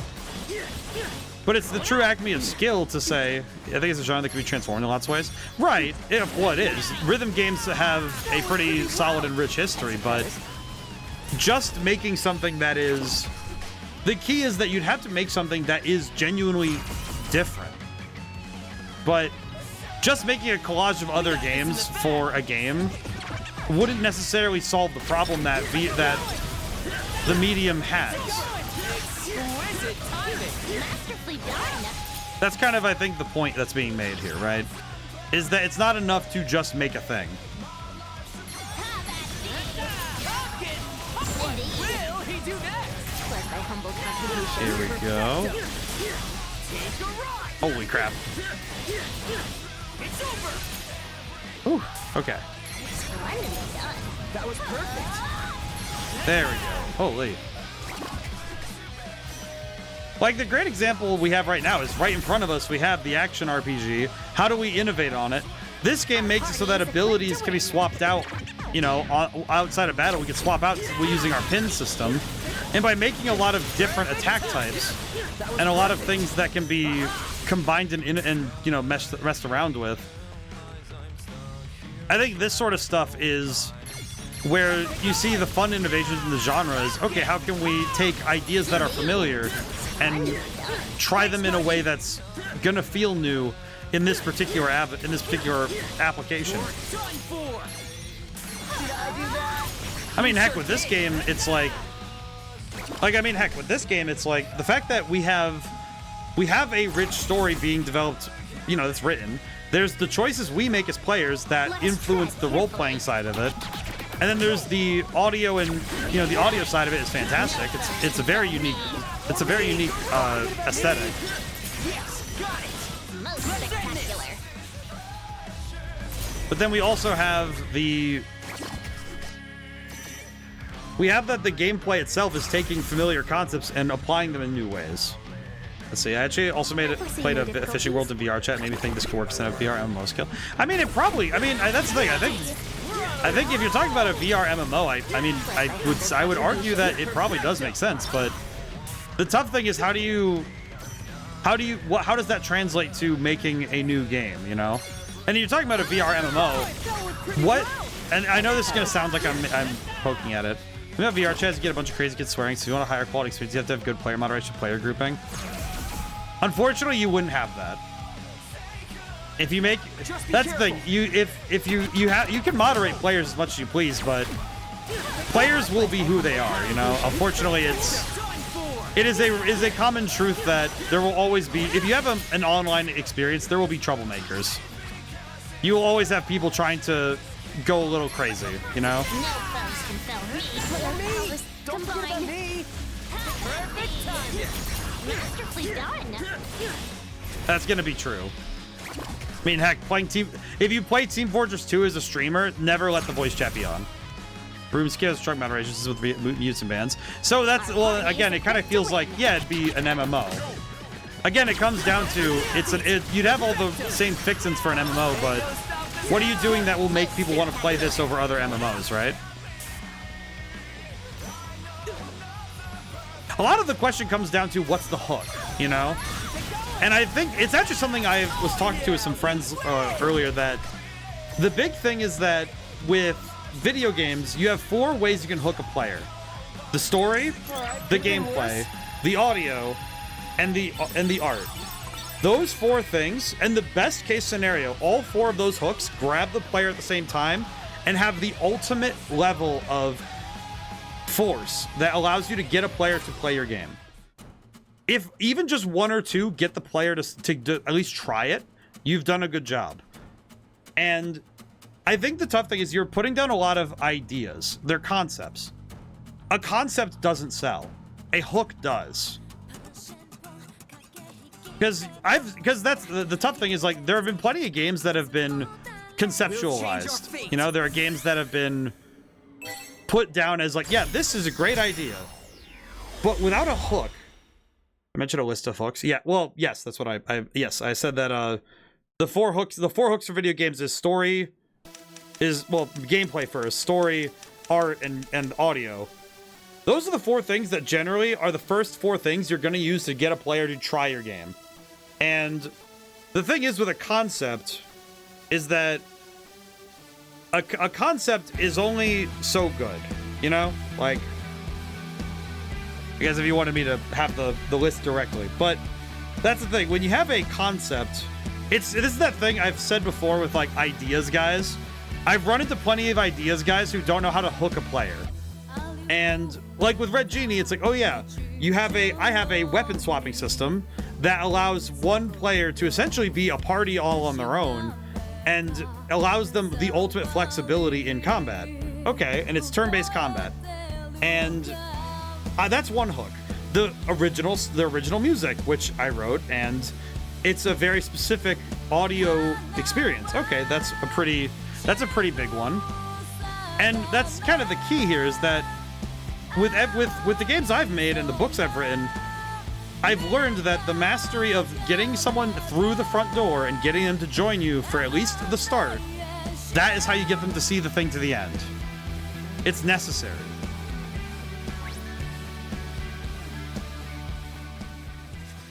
Looks like he's not here. Hey there, Twisters. Oh, hey, it's that guy. None to be nervous. I won't bite. I'm one of the pure hearts. So he's Motoy. Sorry, he's got us going around gathering information. You know anything? Do you think you could help me out? Know anything about what, Neku? I don't know, man. Why should we tell you anything? Forgive me, but our team also has a vested interest in the search for Neku. Maybe we shan't share our knowledge so easily. Now, without receiving something of equivalent value, of course. Yeah, the girl, you're ice cold. Oh, they're easy there, Chica. Let's all calm down, okay? No need for intimidation. I love that she's like, I'll defer to your judgment. You arrived here first, and thus may have happened upon something of value. As we can leverage what we know about Tokyo Plaza, uncertain though it may be. You want information from us. Not trying to get on your bad side here. Happy to make a trade, a little tit for tat if you will. All I know is Neku's not at Tokyo Plaza, but that's not information. Neku's not here. Been looking around for him all day, so you can trust me on that. Really? Dude, he's obviously not here. We're gonna need a little more than that. Do I have a hard bargain? Throwing a little rumor I heard from a teammate. He's not at O East either. That intel's hot off the press. So he's not at 104 in O East. We heard some talk about it being near Tokyo Plaza, but he's not there either. Oh, I see. Thanks for the tip. Perfecto. Knowing where he isn't helps us narrow the search. Interesting. How do we know that about Tokyo Plaza? Because we went and checked. We did? Before I turned back time. Whoa, so we've already failed once? Yeah, the Ruinbringers got to him before we did. We had to find him first this time. Guess we better hurry it up then. I found this guy while scanning a second ago.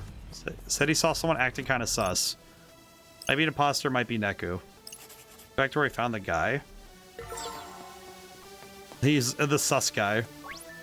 God, I love that this game is like... Hey. This is the guy I was telling you about. By scanning him. Gotta focus. What's that hooded guy's deal? Get bumping into people like he was doing it on purpose. I wanted to go to Dogonzaka, but he headed there too. Let's take a rain check.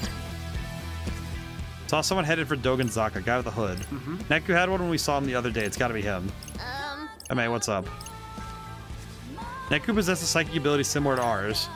Carries a considerable reputation among the Reapers. Such one can reasonably deduce that he's an inhabitant of the UG, meaning those in the RG should be unable to observe him. I mean... Didn't even think of that. So that means the hooded guy isn't him. Probably not. However, in the absence of any other clues to follow, we should search it anyway. Okay. I think MMO is a genre with examples which have their own pulls and hooks. Designing a VR MMO, you may look at the similar hooks and add hooks that are specific to VR. I think that'd be kind of the... Yes. I think that's kind of the... I feel like that's kind of the overall key of all this, though, is that... You're looking at... Again, you're kind of looking at... You're saying that it's adding hooks to VR. It's like, again, you're kind of presenting... How do I dissect this? You're presenting a lot of stuff that's already like, yeah, this is VR stuff. This is like, well, no, it's MMO stuff. But it's like, okay, but what is truly what, like, it's more or less, again, concepts. You're saying, okay, you could do all these things in VR, but it's a lot of the same ideas that go into any other MMO. And it feels like, okay, if you do these ideas well, and you flesh out the design document for this, particular game, yeah, it would be a good game. But again, I feel like, what's the benefit of VR for that? What is truly like? That's, I guess, this kind of to put a pin on the VR conversation for just so like for the rest of the stream we can dive somewhere else for a little bit. But only because I'm like, okay, what else? Like, where are we going with this whole VR thing? It feels a bit like this VR thing is. VR is a gimmick. It's sort of like motion controls. It's sort of like, I look around this room here. It's sort of like a lot of other gimmicks, It's like, yeah, it's fun, but at the end of the day, it isn't really like it isn't anything more than you're choosing to design a game this way. And it's sort of like with Wii Sports. It's like, okay, there have been hundreds of sports games. Many of them made by Nintendo. And the gimmick is, oh, you have motion controls. You do the actions with the controller. And there is a particular novelty to it. And some people really like that particular novelty. But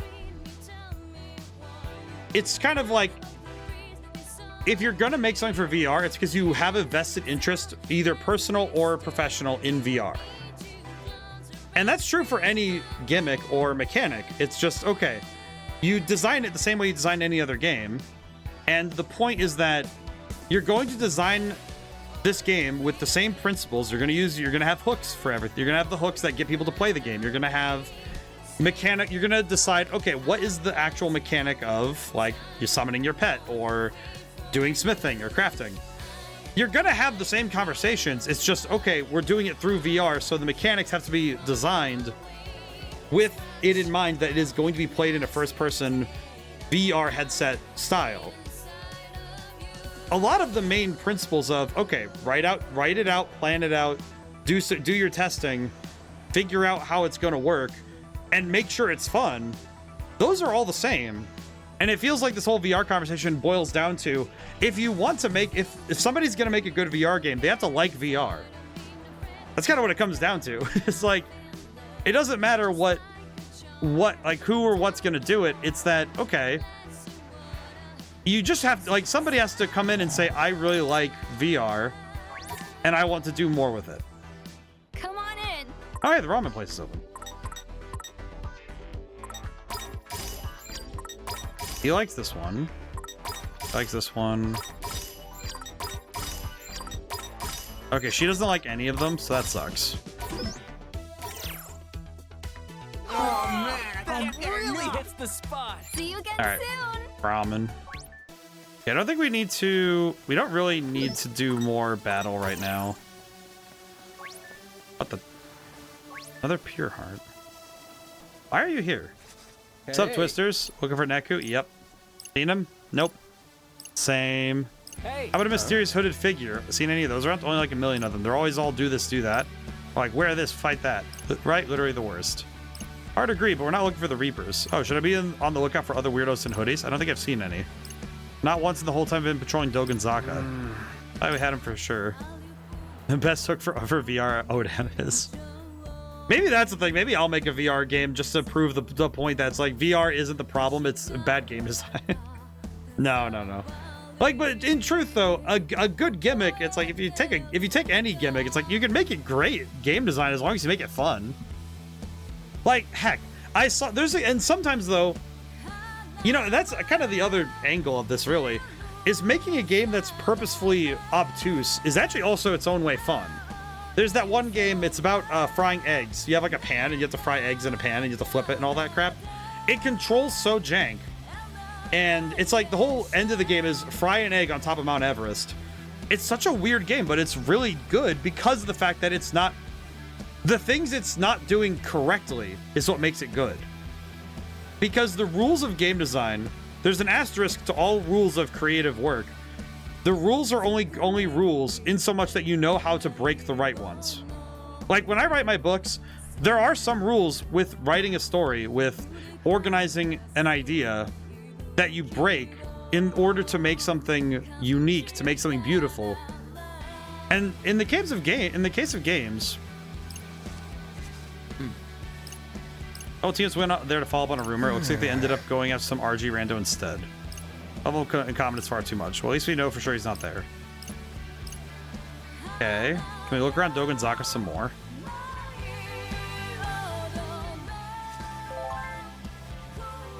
Hope this isn't. No, that looks like another one of those big news flashes. Some no-name guy got married to another no-name lady. No, this means we're too late. Let's find Neku before the Runebringers do. And head back to the Scramble Crossing. Whoa. This conversation started because we were talking about the 3-year restriction on digital games and how VR doesn't survive that. Well, we didn't say that VR doesn't survive it. I didn't even add that as a clause. VR, I didn't even mention that. I didn't even mention that VR doesn't survive that. I didn't even mention that VR doesn't survive that thing, but now that I think about it, VR doesn't have that problem, really. It's the same as any PC game. Because as long as if a VR game can work offline, it works offline. It's not that... I don't think that's really a part of the problem. Because I didn't even mention VR with that stuff. I think we just ended up on the VR conversation because it was, like, kind of fun to... It was interesting to talk about, really. But... We'll change our fate. Okay, Neku has genuinely been running the gamut with this whole teleporting thing. I'm kind of wondering now, is he... I'm wondering what the point of all this back and forth time travel is.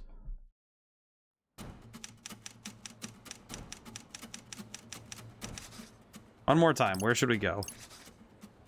Fret. Huh? Boss put a vote in for Center Street. Uya Hikari. So this is the same conversation. Center Street. Okay. Let's go look around Center Street. A wise decision. Search for the legend is sure to be an arduous one. All the more reason to carry it out efficiently. Stands the reason we ought to initiate our search nearby. One starts too distant a locale, they might find themselves wasting precious time traversing for naught. That's for sure. Okay, fingers crossed we find him this time. Oh, there's a blue one too. Hang on. Alright, I have an idea. Run this way. I think I'll grab the 10. I'll grab the 10 piece really quick. Let's have a look. Okay. I need to start from the far end and run my way back. Gotta focus. 1, 2, 3. Oh god. Oh god. 4. Oh god. 5. Oh, the blue one's gone now. 6. Oh well. We'll do 10 anyway. Oh god. 9. Okay. Okay, 9. Come on. 10. There we go. Hey. Ready? Galaxy Brain! Whew. Okay.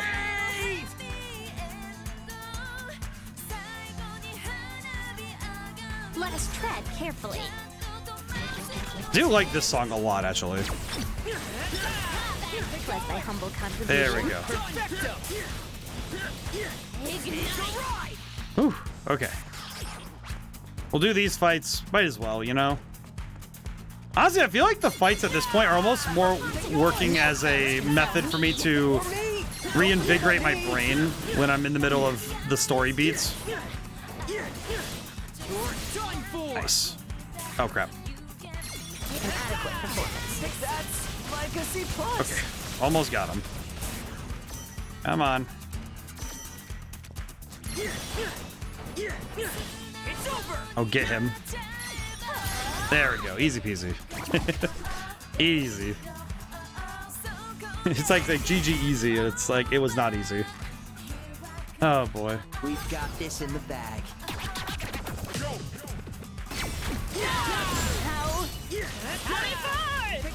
Big explosion.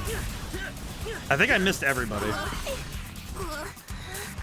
think I somehow missed everyone with that meteor. That sucks. Sucks for me.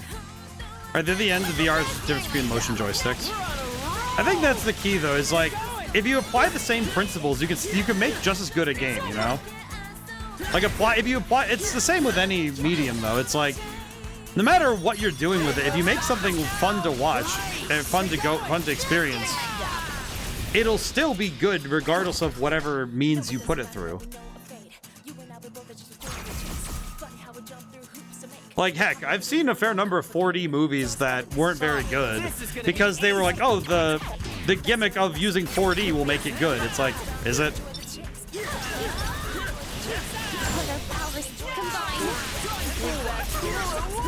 Not bad, I'd say.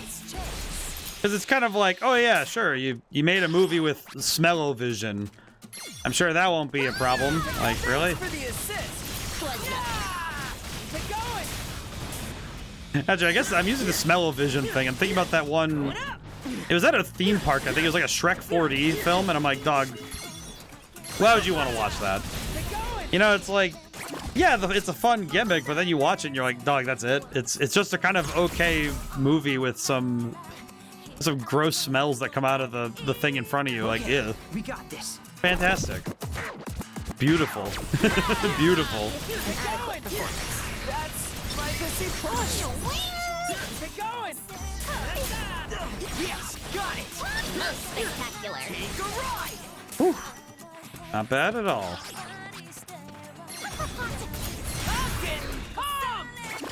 Easy peasy.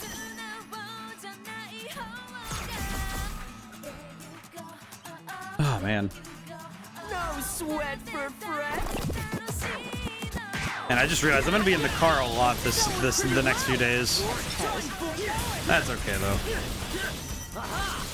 Sometimes a long car ride is just kind of a nice time to think and stuff, you know? I dropped the boy.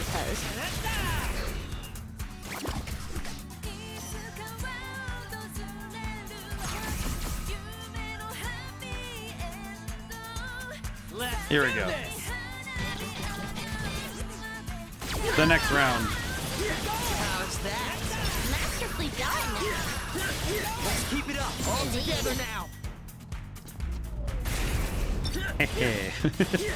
Big explosion. Alright, cool. Thanks, Nagi. Okay. I'm really curious what the deal is with this whole Neku situation in this game. I think we've got this. Man, we have been chasing this guy for the whole stream so far.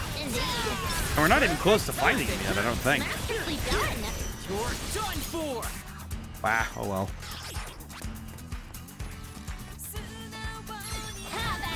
A good game can channel immersion through any screen. I mean, sensory experiences in general is just like, you say it's like a trick of the brain's perception of reality. I think any game, not just video games, but any good game is immersive if you're willing to give it a shot. You just have to be willing to step into the experience, you know? Masterfully done. When our powers combine. Have at thee. Yes, got him. Masterfully done. There we go. Huge damage. No foes can foe me. For me. Don't forget about me. Alrighty. Easy peasy. But like I said, any game can be immersive. Soccer, like sports, immersive. It can be immersive if you're in the game. I don't know about this. But there's a lot that you can do, you know? No foes can foe me. So that's gonna be good, you know? Don't forget about me. Ooh. Let's see. Could theoretically wait for the next one. Here we go.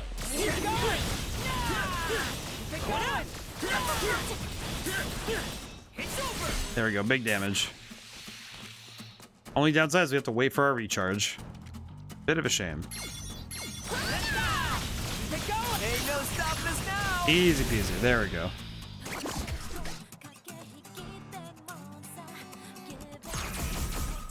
But every experience is a chance to be immersed, you know? Doesn't look great.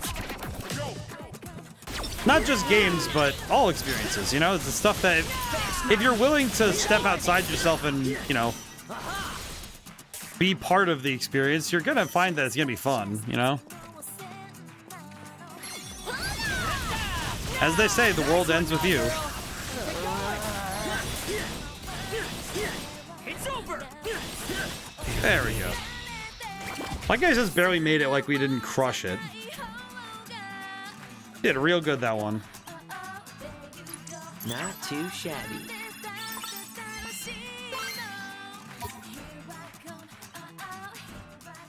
Excellent. And that drains out our food thing entirely. Maybe. You know, we're gonna go to the next section and see what we find.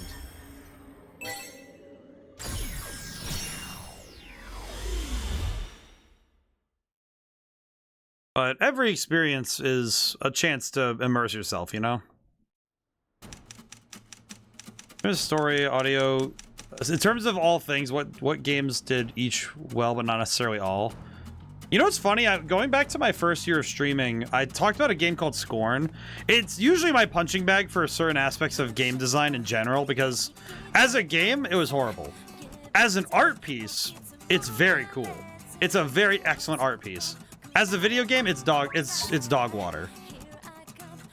Oh, yeah. It is beyond annoying that it was made that way. Thanks.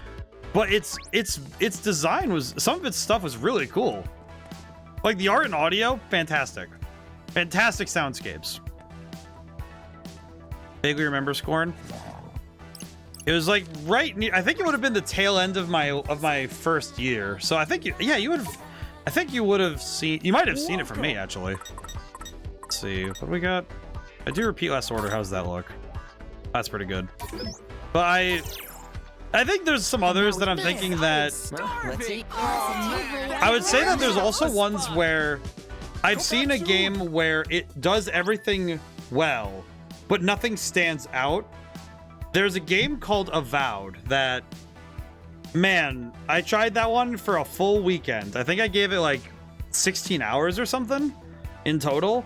I never streamed it because I didn't want to talk about it on stream because that game dumbfounded me with how bad it was.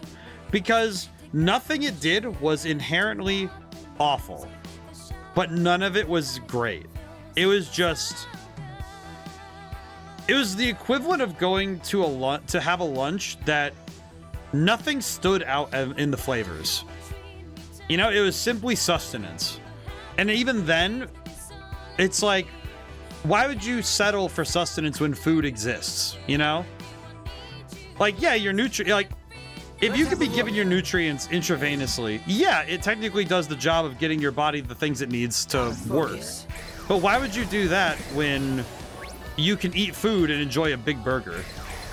You know, it's like, why fail to enjoy your meal when you can just eat food? All right, chain 8. Can I get 9 and 10? I can. Okay, cool. Avowed is now my baseline for not failing at game dev. It's just like, well, in that game also, the story also was, ugh. The story did actually kind of fall flat for me, but that's some like very specific, I would say specific sorts of things, really.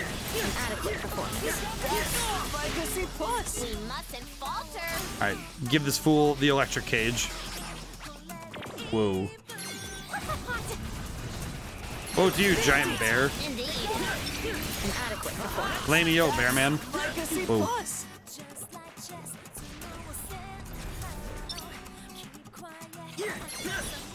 Okay, he's gonna explode.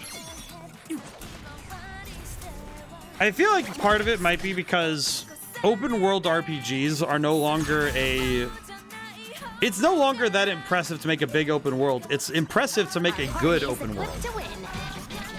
It's easy to look at the industry standards and say, if you just do this, you'll get a good game. Will he do next? And I think that's probably the hardest lesson any developer can learn, you know? Is that, oh yeah, because following a trend does not make a game good automatically, you know? Plus my humble retribution. Let's keep it going. Because, man, it does not make a game good to just be. Sometimes the best thing you can do is buck the trend and just go for what you want to do. The human touch does wonders for selling a game, frankly. And some of that is also just the human desire to make something very silly, you know?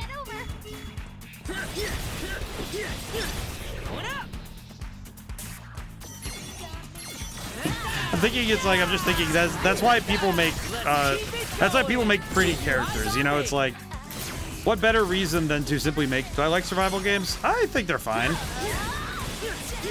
I don't really, I think with like some survival games, like The Forest I've tried a couple times, it's not my favorite thing ever. The genre itself has some standouts, but some of them kind of do little to stand out amongst the crowd when it comes to what they're trying to do. Hang in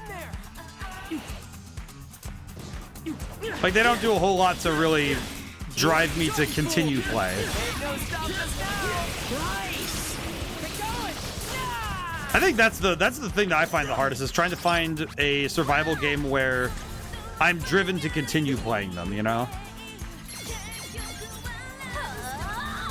That's a hard one. Played Ark, I was completely confused. I played that when it first came out, and it was on Xbox, and I remember it being quite fun. But I don't think I ever really got... I never got knowledgeable enough at the game to really want to keep playing, you know? Just doing myself. Like a boss. I hit this guy with the meteor. Ow. Whoa. Perfect timing.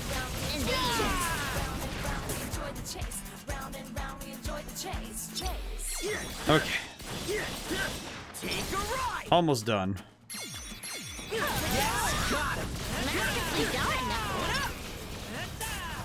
This will probably worth the trouble, all things considered, though.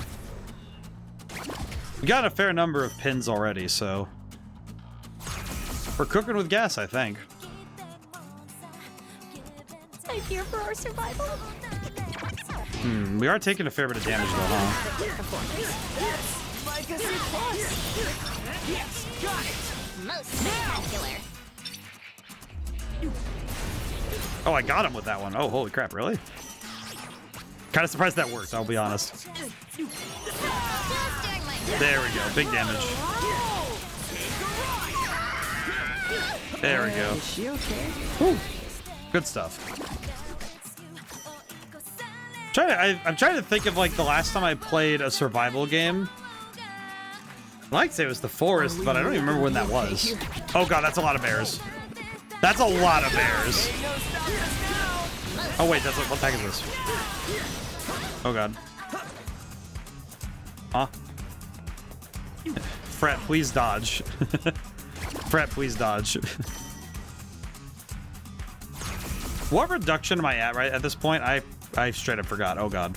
This doesn't Reduction look great. 8. Oh, we have 2 more after this? Oh god. No foes can stop me. Or me. Don't forget about me. It's over.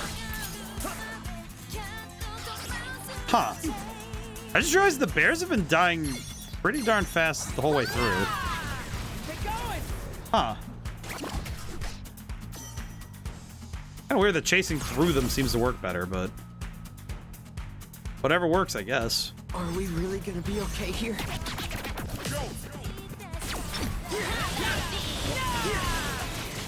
Oh god. Yeah, that's what's doing the damage to me. Keep it up. Indeed. Let's end this. Okay, that's big damage. Ooh. The big damage.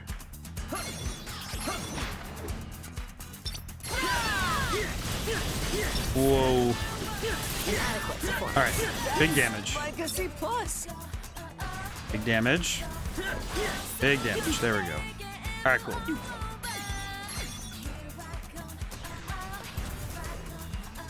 I guess with I'm thinking now with the survival genre that there's a lot of overlap between games in terms of how the mechanics work. It's just a matter of how do you show them off, you know? How do you do it well is the question. No foes can foul me. Or me. Don't forget about me. Here we go. Excellent.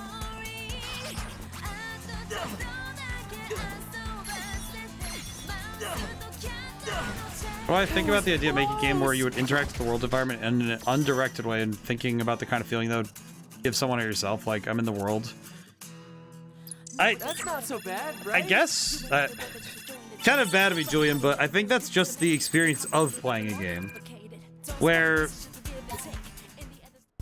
I think that is the experience of playing a game, where I think that by extension, it's like when you pick up any game, you do go through the aspect of like when you guys like I think for those who have watched me for years at this point, it's like I do stop at times just to like look at the thing I'm doing, and I talk about this stuff. But yeah, that is kind of just the experience of playing a video game, though, is that you're not really directed when you play a game in the same way of like I know that it's easy to be like, oh, but the story tells you where to, but it's like, yeah, but as the player, you are also making choices all the time during play that's not being directed in terms of telling you what to think. You're not being told what to feel when you play a game, right? And that's kind of part of the experience, though, is that you're not really going to be directed to feel a certain way or to observe a game in a certain way, right? Because that's not how playing a video game even works, really. Because most of the time when you play a game, exactly the four things you mentioned, though, is kind of the vibe of the game. Well, I think vibes is sort of the culmination of multiple aspects of a game. It falls under vibes fall under tone, you know, like it's more like the tone of a thing. I would argue that that's where it sits, rather than being explicitly a like you define it by four things. That said, I don't think that you can very strictly define all of a game under like four easy to define terms. Like vibes kind of sits in that gray area of icky twisters. You are you? Hey. Wicked, but yeah. Here you can free people's minds from the noise. Is that true? Oh, is it? Depends. Why are you asking? Because I need your help. Or someone I knew when I was alive needs your help. She's got this nasty noise inside of her. You've got some kind of special powers, don't you? Help me and I'll tell you what I know about Neku. Yeah. Canon made me swear I wouldn't tell anyone, but that means it's gotta be worth something. Loves Nagi. She'd be doing most of the work. I'm willing to forego an opportunity to acquire exclusive information. I will repay your earlier kindness, therefore we accept. Alright, where is this person? Let's have a look. Here they are. Do I think a vibe can carry the game? I think it's not necessarily that it would carry it, but I think that there are games where the vibes are sort of the point. And vibes are subjectively, it's sort of like the vamp, you know, the groove that a game can put down. And in a sense, sometimes that's gameplay vibes, you know, like there's a game called the title is A Game About Digging a Hole.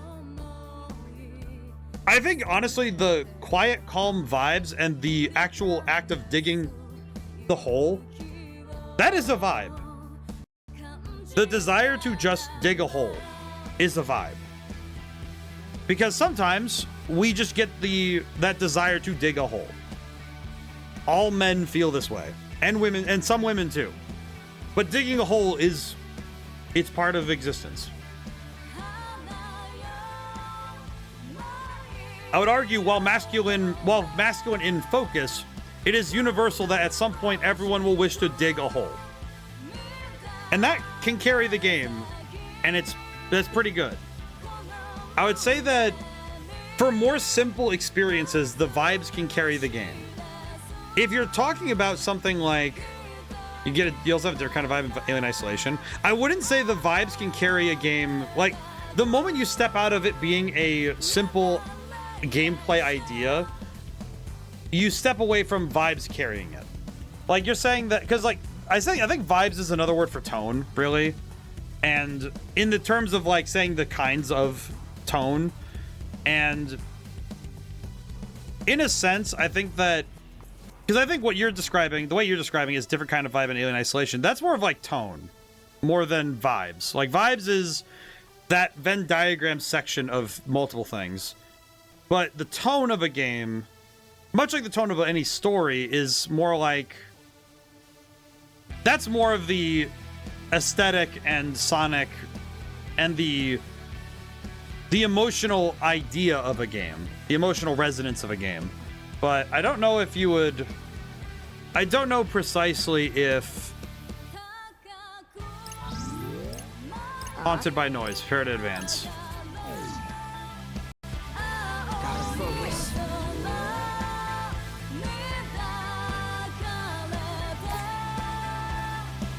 Shall I proceed then? Pardon the intrusion! But I think that that's kind of the, it's a bit different, I think. I suppose combat is inevitable. Oh, I just realized this is going to be really sad, isn't it? Just be careful. Honestly, take me there every year until we were old. Oh, this guy definitely is like, she's being haunted by the noise because he died and left her alone, huh? Ow. Whoa, whoa, whoa. Ow. Take a ride. Splendidly done. Here we go. Keep it going. Big damage. Okay, I kind of want to save this if there's going to be another round, you know?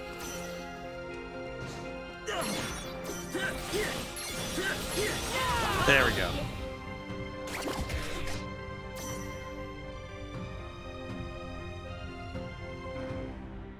Okay, we got this.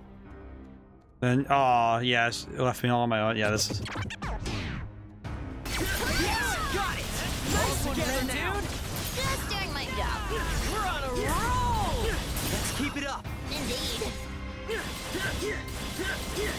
You're done for. But I think tone or emotional resonance can be so powerful, deeply transforms the player.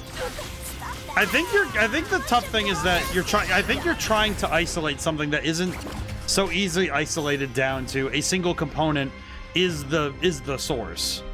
Because when it comes to a game, I think I that see no difficulties. the game experience itself as a total package is what causes those, like you're saying, it deeply transforms the player.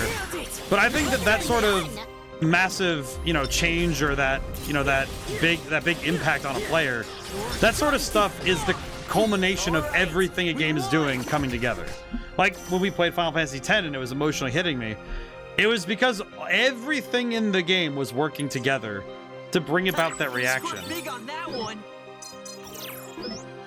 So to say it's just the tone or the emotional resonance is like, it's kind of like you're shooting for a singular tree. Maybe a little retail therapy will make me feel better. Oof. Yeah, I think this lady... Why now? Why am I thinking about him all of a sudden? Just when I'd started to forget. Oh, poor gal. Thank you. Oh, at least she's not possessed anymore, right? Anyways, promise. I know something about Neku. See, the truth is, I found him. What? You found him? Yeah, and I have the bruises to prove it. Thankfully, I managed to run away, but my teammate, he knocked out cold. I wasn't sure he was going to wake up. Fascinating. He was heading for Spain Hill, and he hasn't been back here since. Yeah. Now go and be careful. Oh. Let's have a look. Okay, I see. We'll change our But again, I fate.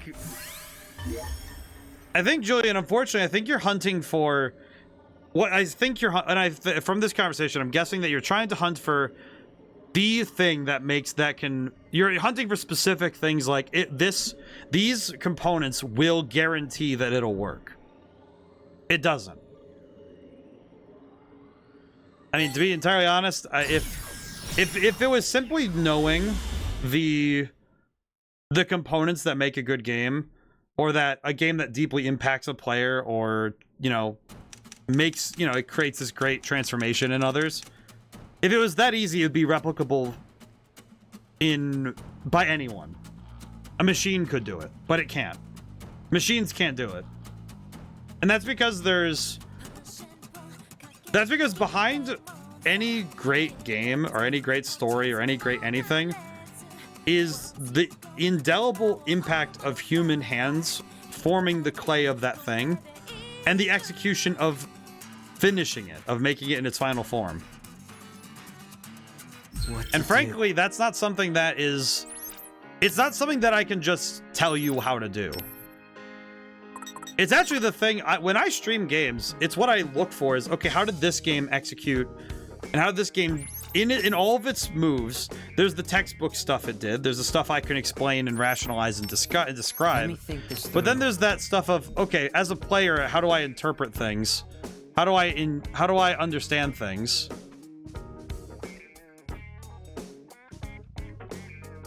But how do I, and at the end of the day, how does this game handle the execution of all of its pieces, you know? How does it handle putting it all together? The fight. Is Neku among the combatants? I don't think so. It handles on my own. Yes. Let's lend them a hand. If we're lucky, it'll lead to a clue about Neku. We've been looking for Neku forever. I guess I could go a round or two.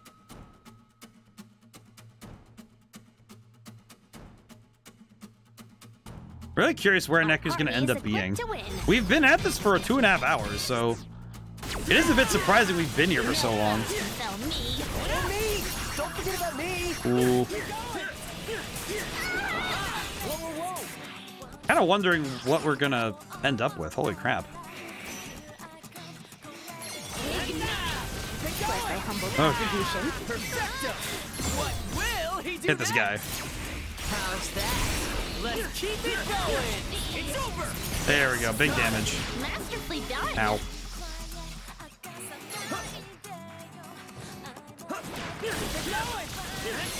Big damage. Okay. Masterfully done. But it's kind of what I search for when I'm streaming is, okay, how is this game handling itself? You know, what's it doing? It's an honor to be recognized. And you know what? Sometimes I end up finding the answers that I've been looking for when I play a new game, you know? Really saved my ass, thanks a bundle. Wouldn't normally have such a hard time with noise like that, because that running with Neku shook me more than I realized. You saw him? Please elaborate. He's really here? I say that loud? Loud and clear. I'm gonna keep thinking out loud for a sec. Anyone could listen in, you know? There I was manning my station here at Spain Hill when suddenly the legendary Neku arrived. I could sense him from a mile away, his mere presence enough to overwhelm the senses. He approached, I prepared myself for our inevitable confrontation. Cheers Motoy's flair for the dramatic. Hope this doesn't go on too long. As embarrassed as I am to admit it, the next moment I was flat on my back. I didn't even know what hit me. Next thing I knew I was surrounded by noise, eager to take advantage of my weakened state. I saw a shadowy figure dash toward Tipsy Toes Hall. It vanished without a trace, just as abruptly as they appeared. I think you'll notice if we just leave. I hope it's escaping with my life. Perhaps we should be on our way. Let's allow the soliloquy to consume yet more of our precious time. No, yeah, I love that he said, no, yeah, let's move on. Just like, yes, of course. Is there anything new we can buy at the place up here?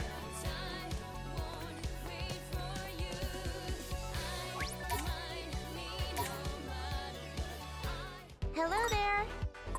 Let's see. New shirt. Shirt. Why is this for Rindo?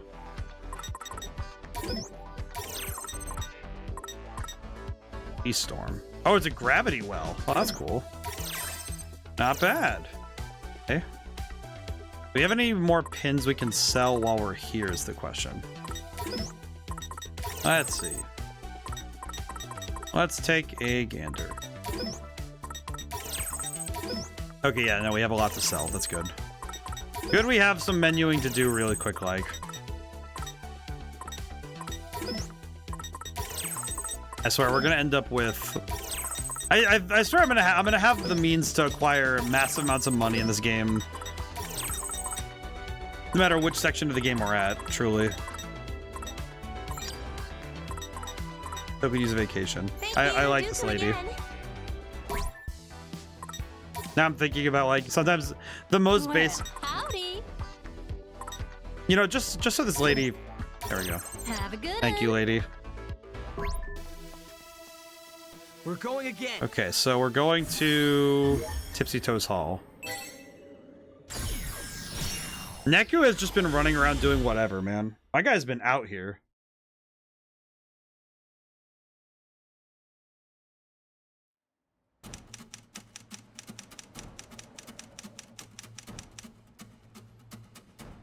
You know, I have been wondering if Neku is back in the UG. That means he's dead. So how did he die again? But the other solution, the other option that I've been kind of considering is that there's the possibility that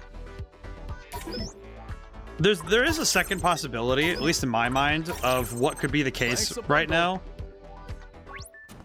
And the other option is that Neku isn't dead, but instead he, at least to me, I think this is the case. It could be that he's jumping between the UG and RG using some undefined method. Yeah. How's it going? Oh, you know how it is. You haven't seen Neku anywhere, have you? I fear we have not. Lame. I actually thought you might have seen him, have you?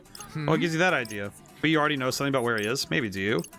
Maybe not much. How about this? I spill my tea, spill yours. How about that? We tell each other what we know? Of course, silly. But if you lie to me, Queen Canon's gonna get royally pissed. Wanna go?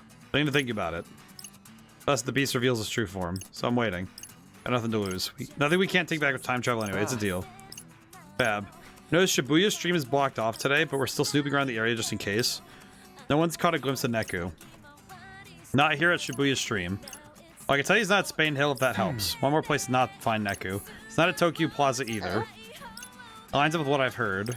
Said someone scout that area and there's no sign of him. Doing surprisingly well for yourselves. See why Queen Canon's taking a liking to you. Of course, I'm sure beating the Rune Bringers doesn't hurt your case either. Got a jet, stay fierce. Lord Rindo. Pray tell, when did we learn of Neku's absence at Tokyo Plaza? Oh, before I turn back time. Ah. Hopefully we can find Neku this time. Your powers have proven to be quite useful, I guess. Worry not. We'll locate our target and return to the world of the living. Whence I shall return to the world of Lestra, where new adventures await. Right, we can do this. We're looking. She's like, I need to get back to my dating sim. Is that the message again? Oh no, a notification. Another news flash. No-name guy married to another no-name lady. Damn it, how is it already this late? It's fine, I can try again from the beginning. Back to the Scramble Crossing. Okay, let's see. We'll change our fate. So I'm imagining making a game focused on the story arc tone, but make it scrappy end to end. I feel like the tough thing is that you're focused on... I think you're I guess the question is, why do you want to make a game? Like, I guess that's something that's also part of this intent. Because it's like, if you're focused on making having an idea for a game, you have all these ideas, you clearly have a lot of ideas, but what, like if you're trying to make a game, why do you want to make one? You know, it's like, and that may be like, kind of seems like it's, may seem like it's kind of like a mean question. I guess it's weird to put it like, well, why do you want to make one? It's like, well, yeah, having intention is important for that stuff. It seems like you have many ideas, but it's like you're kind of throwing out a lot of ideas and concepts. Again, it's like you're throwing ideas and concepts, but the why, the how, and the, narrowing down concrete feels like the sort of thing you should be probably writing stuff down and, taking it down. I have an idea, but we'll have to act fast. You already know where he is or something? Lord Rindo. Lord Rindo, could it be you reversed the flow of time to arrive here? I did. Neku's gonna wind up in a fight with the Rune Bringers, and he's gonna lose. Oh, what was he? Dang. We've already searched 104 Center Street, Shibuya, Hikari, and Tokyo Plaza. We got a bunch of info from other teams we can use. It's probably enough to get us to Neku. So where's he at then? Not totally sure, but I should be able to make a good guess. I just have to put all the pieces together. They should be at... Where could Neku be? Mental notes. Let's see. Neku could have followed the yellow arrow. Could have followed the red arrow. Let's see. A. Neku left Center Street and went to Spain Hill. Left Spain Hill, went to Tipsy Toes Hall. At Tipsy Toes Hall, we learned he didn't go to Shibuya Stream. Didn't go to 104 O East. RG resident saw near 104 saw Neku heading to Dogonzaka. No one's seen Neku in Dogonzaka. Neku crossed the Scramble Crossing, went to Shibuya Hikari, then the expressway underpass. Not sure where Neku went after going to the expressway underpass. Haven't gone to Shibuya Stream. Area Beauty's claim he's there. Apparently, the Neku scene at Tiptoes Hall wasn't the real deal. Okay. So what's left?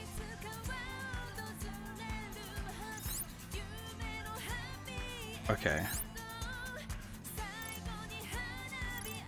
Oh, I see. So we have this. Maybe he could have followed the blue arrow. Neku could have also followed the red arrow. Neku, let's see. Could have followed the yellow. So there's 3 paths. Well, maybe it's wanting to make a world a better place, make a game, a channel for it. I feel like to that end, I think your goals may be different from your means. Because I think that I don't know if an MMO would be a place where your intentions would be followed through by execution. Because as you've noted already, the MMOs and spaces of public forums, they don't just bring in those who are like-minded.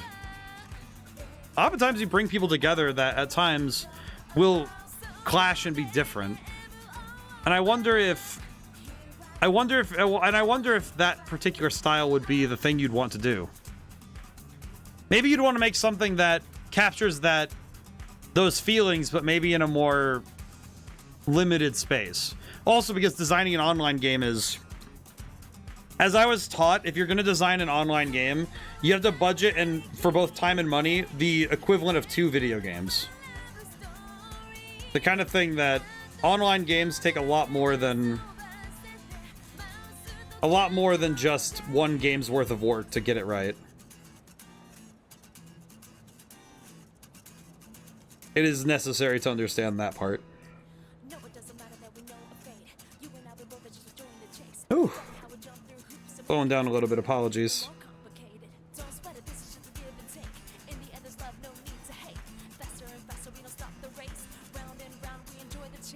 Ooh. Taking a moment. Also, because I think I need to write down the notes. So, did I get a hair on my face? Hang on. I need to get my glasses back on. Attack of the hair. Blech. A lot of notes. Well, and I'm looking through this and I'm trying to understand what we all have here, you know? Okay, so wouldn't have gone here. So he didn't go to Shibuya Stream.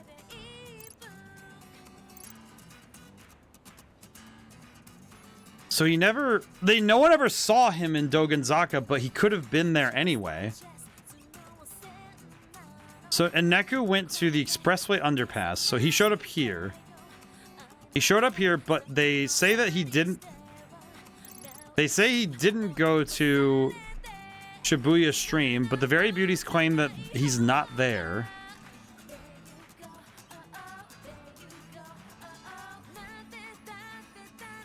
Yeah, so 2 different. Oh damn, are you really Neku? That's being searched for. I feel like Neku has to be somewhere that. Where the heck is he?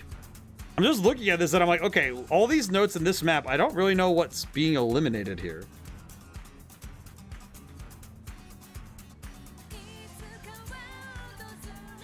Where am I? Where?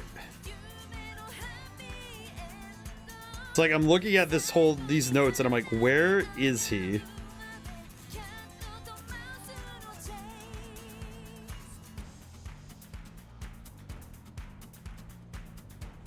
Okay, if we know for a fact that he didn't end up, if he followed the blue arrow, the only place he could be is the west exit bus terminal.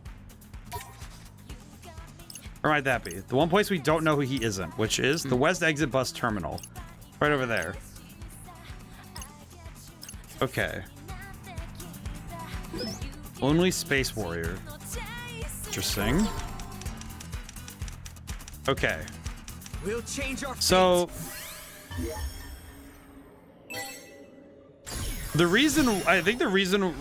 I'm looking at all the information, it's the one place we know he didn't not leave. Which kind of sounds weird, but that's... So here we are. Where's Neku? What's this? I believe that is Lady Sugumi. Wait, where? Top of that building. All right, there she is. Okay, what now? Wait, hold up. Ignore it, Rindu. It's another news flash. Nothing to do with the mission. Finally found them. We're so close. Time to save Neku. Okay.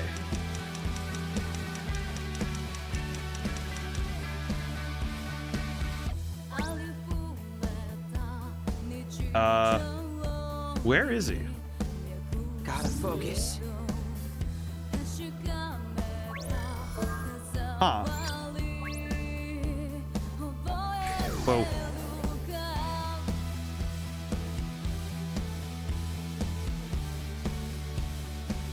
Let's have a look. Do I change my fate now, or? We're going again. Do we have a game where mechanic our skills are grouped to form an aggregate skill?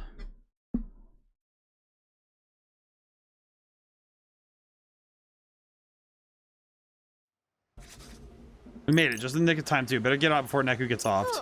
May not get much of assistance against Lady Sugumi. We're gonna have to do. We don't get a do-over this time. This is our last chance. Whoa. Wait, hang on. I'll answer that question in a moment. I'm curious what's going on here. Wicked Twisters. Lady Sugumi approaches. Alright, gang, let's keep this legend alive. Guys, I don't like the looks of this. The darkness it overwhelms. What the?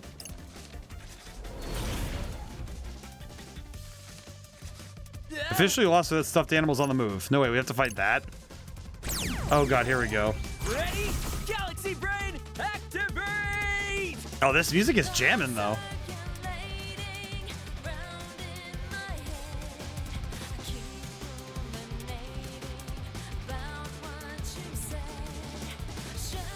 Don't get careless. Oh, this boss arena is also sick. Oh, brother, hi. Alright, get him!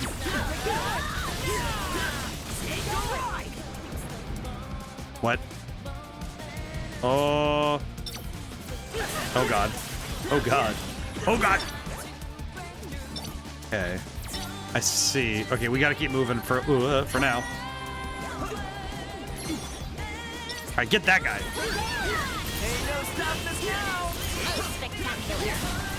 I see. We have to take out each of the component parts here. Whoa. Whoa. Whoa. So it's Shadow... It knows Shadow Clone Jutsu. Who taught the teddy bear Shadow Clone Jutsu? Okay, not bad for a start. What is that? Oh my god. You gotta be kidding me! Oh my god. Can he pick on someone his own size? What is this kaiju teddy bear? Where's he going? I don't see him. Look over there. Oh god. Oh my god. Alright,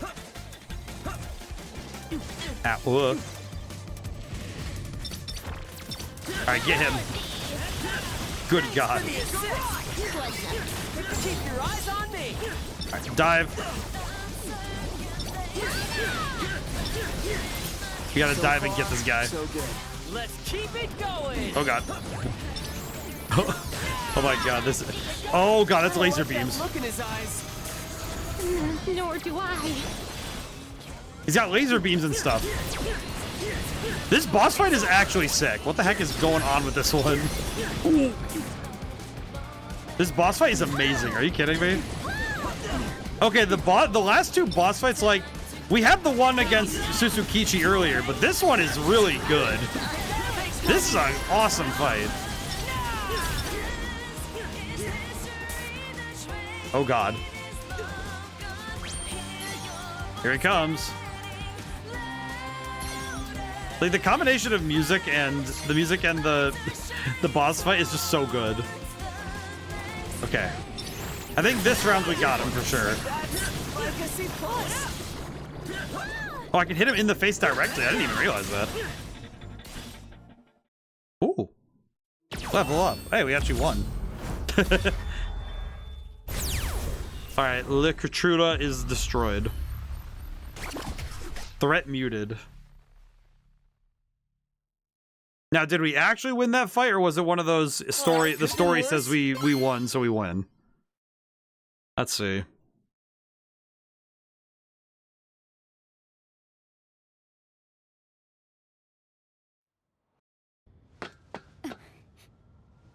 Oh, hey. I can't lose.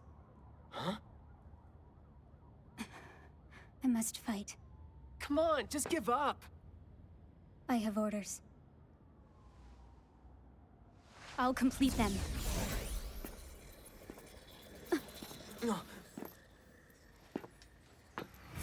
Target acquired. Neku!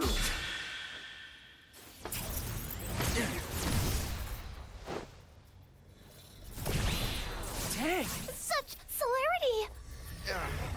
It's all coming back to me now. Listen up, yo! I ain't Neku. The name's Beat. Beat? That's Beat! That's... Oh, is that so? Oh my god, that's Beat. Well then, Beat. How about you let go of Tsugumi That's for Beat! me, will ya? That's... Oh, that's... Wait, oh no, that's... Suzukichi. Oh my god. Good to see you wicked twisters haven't been swept off the board just yet. God, I love the voice scenes too, but... What do you want? Nothing that involves you. Just picking up a stray disc. Come on, Tsugumi. You're all out of moves. I'll explain everything to the boss, so you got nothing to worry about. Let's go. Oh my god. How did Beat get so... Why does he... Well, first off, he lost a bit of muscle definition, but also, how did his hair get... What happened to him? What happened to my boy here? Don't worry about that Neku wannabe. Just leave him. No use flipping the wrong disc. I gotta say, that was one hell of a twist. I hate that guy. I do not like this nose boy. You again? Guess that means today's a bust. No target, no mission. Come on, Tsugumi. You know, you might not be the disc I was looking for, but I gotta say, you got potential. Next time I'll bust out the board and we can go for a round, bro. You skate too? Because I go around on my board all the time. Wild misinterpretation. Different boards, but still. Ah, you're a funny one, bro. I'm looking forward to more jokes next time. Catch you on the flip side. What's his damage, yo? Man, what a response. The results are in. The target was lost, and the Ruin Bringers remain on top. Again. Can't believe we was tracking the wrong guy this whole time. What's his damage? And here I thought we finally had him. What a laugh! What's so funny? I was just thinking, seeing as you ain't the UG's most wanted anymore, how's about you joining the game all proper like, you know, as a player? Daisuke no Joe Beato! Oh, but I guess you prefer to go by Beat, don't you? Oh man, it's so good to see Beat again, but why is he here, man? Die what now? Forget it. Just call me Beat, alright? Welcome to the Reaper's game, kid. Or should I say welcome back? It's been What happened to 3 Rhyme? years? Time really flies, don't it? Welcome back. So he's a returning player as well? Oh man. Wait a sec. Does that mean you already undied once? Aha! I knew something was whack about this place. Things is a little different this time around, but you'll be fine. It's like riding a skateboard. And once you find yourself a team, all you gotta do is win. Easy, right? And don't come back. So, Beat? Huh? That's my name, but first things first. I gotta thank y'all for saving my ass back there. Might have wound up dead if it wasn't for your help. Appreciate His it. voice is so different now. What happened to my boy? No problem. Just returning the favor, I guess. Was that? Oh, yeah. Back when you was fighting that big guy. Man, I thought I was done for too. But I couldn't just watch y'all struggle like that, yo. Oh my god, he got older. What? If the big guy hadn't bounced, all our asses would have been grass. A man of action and no thought. You know what's even funnier? This is so in character for Beat.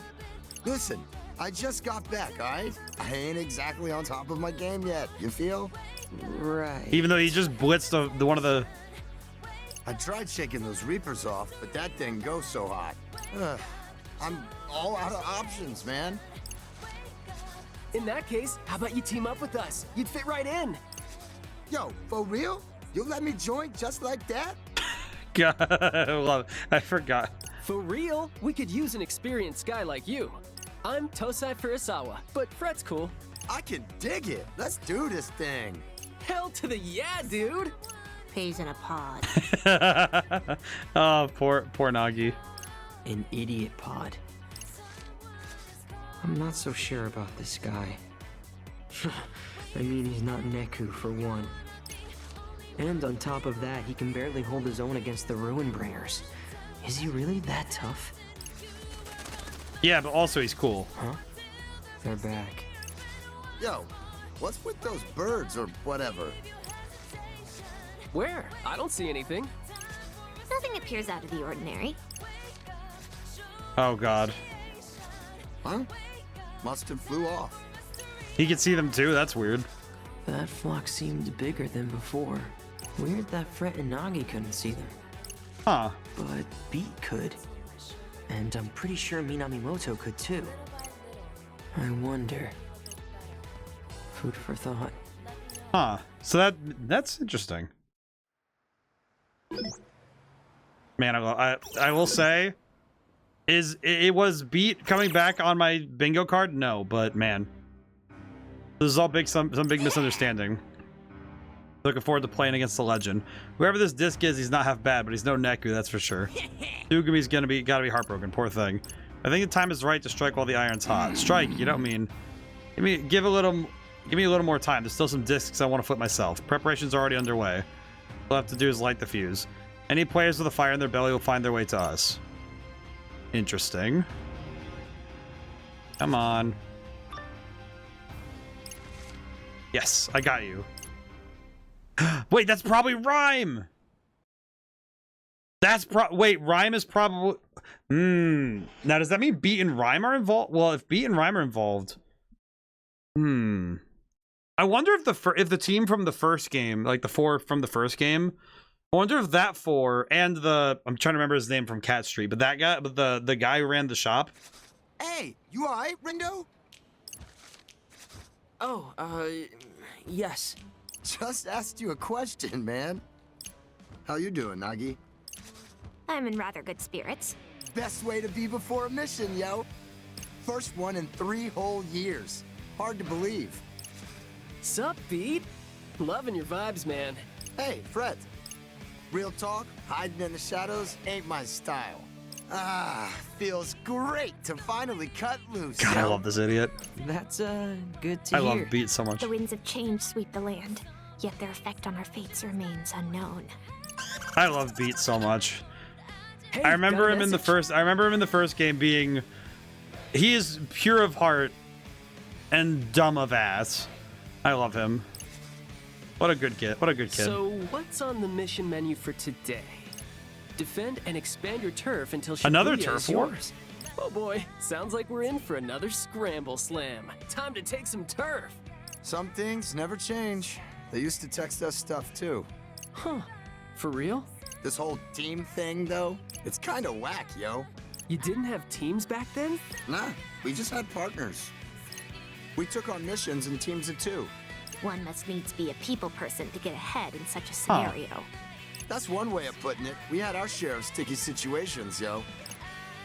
But some brothers had a stickier time than others. Huh.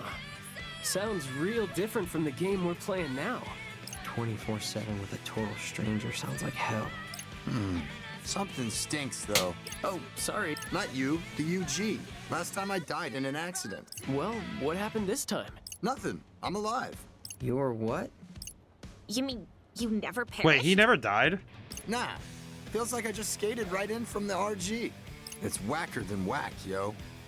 Every time he says whack, it's a bit. It's like Somewhere between hurting my soul and soothing it. This ain't the game, I know. Does that mean we might still be alive too? Like, I definitely don't remember dying. Yeah, me neither. Nor can I recall experiencing such distress. And now, I can't get through to anybody back home, yo.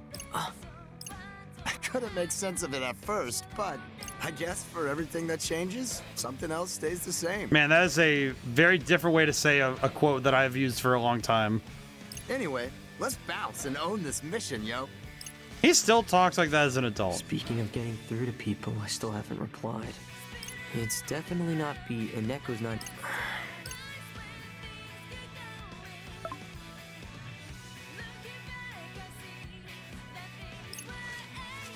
Just when I thought I was out, they pull me right back in, yo. Except something's definitely off this time. Let's see what's going on. Got a bad feeling about this game. Wonder if him and Neku traded, Looks like you're starting from Spain Hill this time. The mission's the same as last week. Think we'll have the same commentator too? You and the loudmouth? What? Oh, sure hope not. How loud are we talking here? Oh, God. You're about to find out. Hey, what's good, players? Now then. It's time for another Rumble in the Booyah, the Scramble Slam. Yeah, I'm down. You haven't heard what's it about? Think we get to do this 2 weeks in a row. Gotta say, I'm pumped, players. City's been split into 10 sweet slices. You want to take a piece of the pie, you have to fight the other teams for it. Right. Sounds even more chaotic than last time. That's about a wall you asked? Don't sweat. I'll take care of those a good time. Keep racking up as many points as you can. Okay, we do need to get Beat settled in the party, though. Hang on.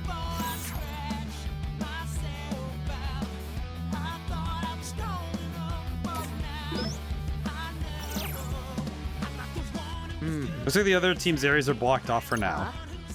We ought to begin our advance closer to home, figuratively speaking. Sup? Ain't gotta tell me twice. Let's move.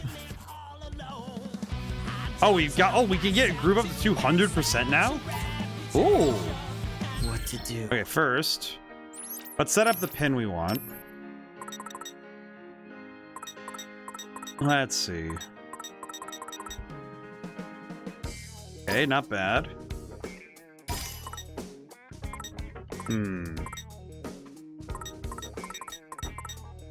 Man, B looks so different now. I mean, granted, he's still acting the fool, but I love him, but very different looking. I wonder why his hair he went blonde.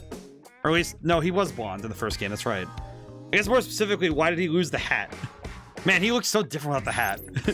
Maybe that's what it is. Just like him having the headphones and doing the Neku thing does throw me off a lot. He looks so different now. Might also be the voice. Let's see. Feels so mean putting him in this, but okay, wait, how are his stats by oh my god, his stats by comparison are ooh. Oh man. His stats are not cooking. Wait, I wasn't even looking at the stats for that. If I do this. No.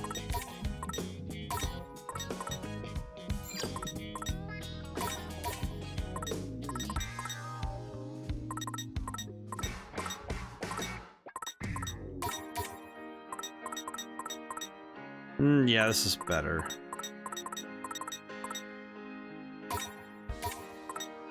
This kind of just flipping things around until we find the set we want. Okay.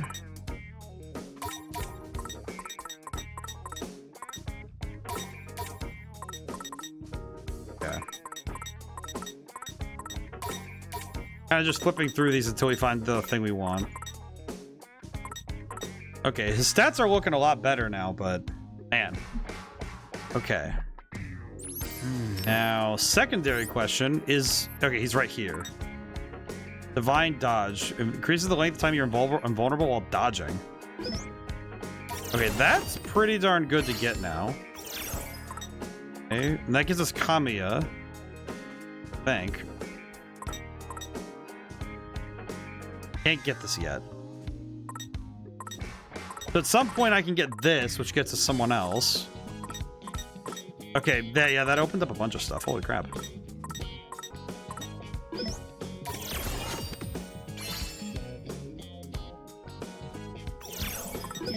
Get the extra clothes too.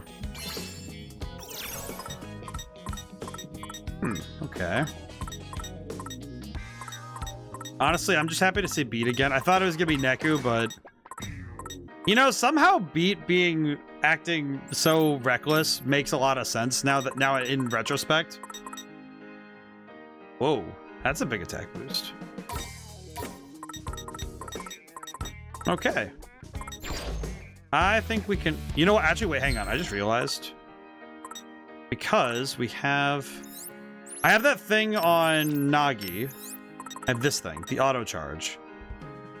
I think what I'd want to do then is swap the... I want to swap... Actually, hang on. I want to swap the pins. Okay, hang on. Swap out... I'd want to swap out for...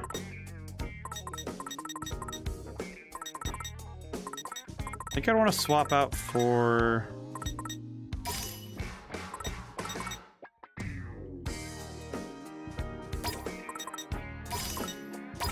I want to swap out for the... Where's the fire? Where's the fire one I just had? Under ZL. Let's see. Where is it? I just had it too. Where did it... Oh, wait. Is it... Oh, because this is a ZL one too.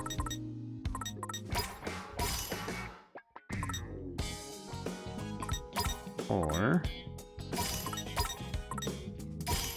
we want a charge one.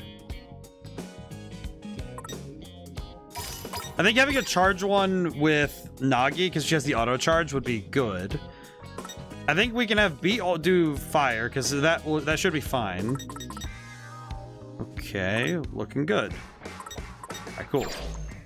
Probably need to do a fight just so we can get used to what we're... Oh god. Hey, wait, hang on. I just realized also... Turn this up. Let's have a look. Alright, turn the beat. Flip the disc, turn the beat.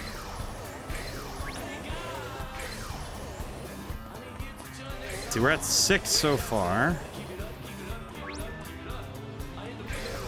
7, 8. Oh god, here we go. Timer's up now. Come on. There we go. Okay, we got it. Okay. I can do this. Oh, B looks so cool. God, I missed him.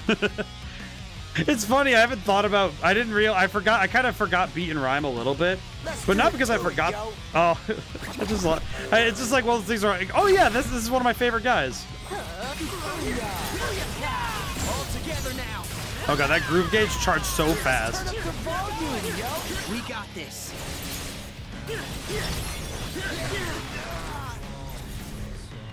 We turned that fight into minced beef. It's so funny too, because like his posture is so bad. And now I see that. Now that I see his stance, I'm like, yeah, no, that's my guy right there. Let's keep it up. That's it. It's over. Farewell. Not bad, not bad. Get going.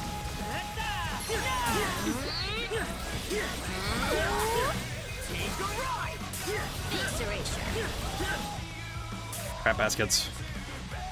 Get going. Ain't no stopping us now. Not bad, yo. Farewell. Ooh, good stuff. It's over. Easy peasy.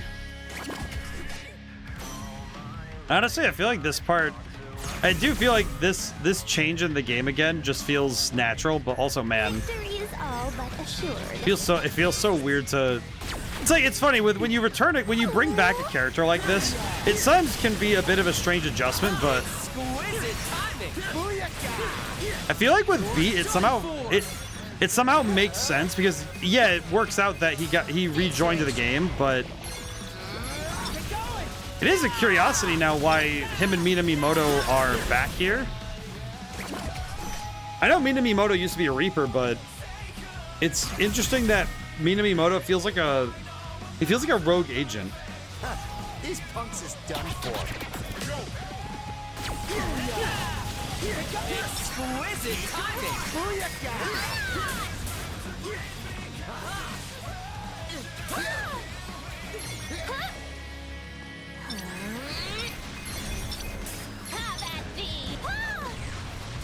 I get that guy. Turn up the volume, yo. Let's keep it going. You're done for. God, oh, keep running. Ooh, okay, we're good. Wonder if one of the things that's working with this is that it does make me wonder if Rhyme, because I saw Rhyme in that chair. It makes me wonder if Rhyme is trying to get through to them, you know? You ready for this? How's that? Booyah! Keep it up, Fred. Will do, big buddy. Oh god, here we go.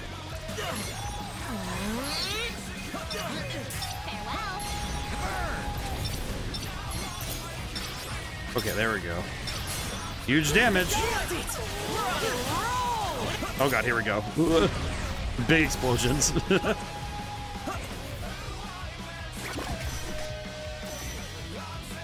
feel like this game has done a pretty solid job of introducing and reintroducing having the 3 to 4 characters in a team. We went a solid amount of time with only 3 characters, so going back to 4 again doesn't feel like such a big adjustment though. Because the worry would have been like, oh, it feels like, you know, the adjustment wasn't, we didn't really get a good adjustment period, but I feel like this is working out nicely. Perfect timing. That was sick. Leave it to me, yo.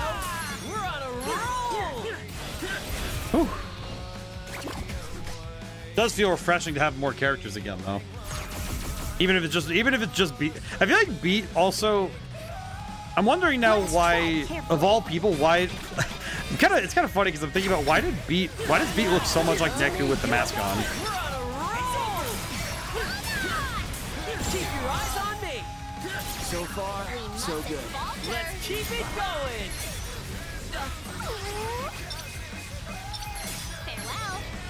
Okay. Time to get wild. Just not too wild. Let's turn up the volume, yo. I don't know why, but his outfit does make me think of like. It simultaneously looks really cool and also, man, it feels like he got dressed this morning. And then he was not looking in the mirror. My man was not keeping it up.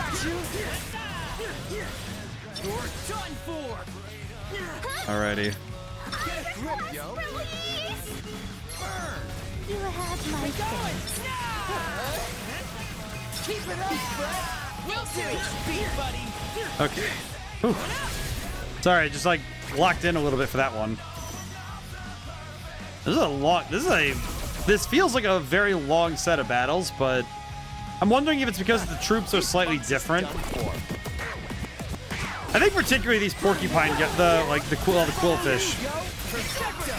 Pufferfish. My brain said quillfish. Wow.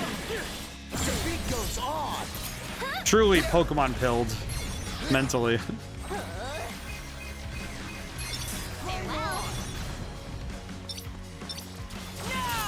Pufferfish, jeez.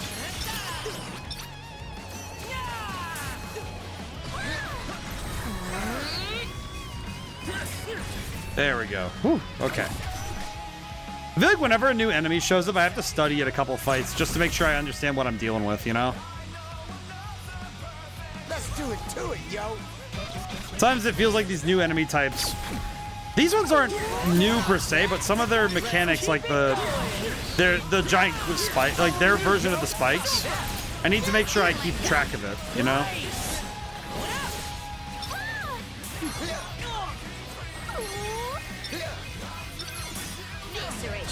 Okay. Get rid of these guys. How's that? That was sick. I get away from that. They're definitely eating up my time, that's for sure. That was close.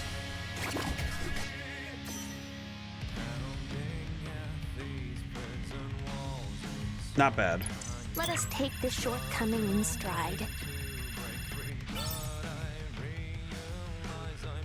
Wasn't too bad, but was a little rough. Let's see about food. Hey boss, I'm hungry. I love that. It's even now. Let's see.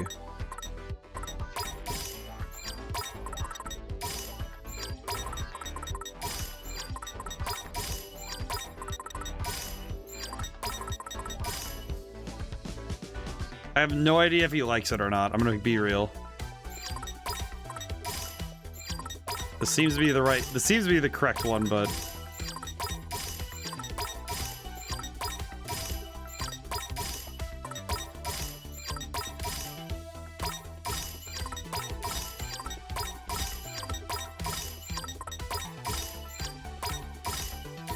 okay, was this what we wanted? Well, let's And eat. now we feast. Man, I am starving. Oh man, I can't get enough. Oh, that really hits the spot. Thanks, and come I again. think that worked out, but I have no idea. Okay, let's look at the map really quick and see if we can't. Do I know what the budget was like for this game? Honestly, budget isn't something I look up for games, like, generally. Let me think this through. Center Street, Scramble Crossing. I need to look at the map. I need to go here. What to do? I don't really look up budgets for games usually, now that I think about it. I think it's usually because that kind of falls out of my purview, generally. But also because budget doesn't make the game. There are plenty of games where the budget's huge and the differences are, you know, negligible. Money itself doesn't really make the game, in the sense of, like, obviously money makes the games, but like in terms of, you know, you pay for it. But Brenda, I think we could use a little pep in our step. It would be nice. We share a secret little site I came up with when I was skating around yesterday. Oh, what is it? Supersonic speed, yo. Explains how you're moving so fast. Now imperceptible to the naked eye. You all sync with me. I could bring you all along for the ride. Seriously, that'll fill my need for speed for sure. Hop on this beat.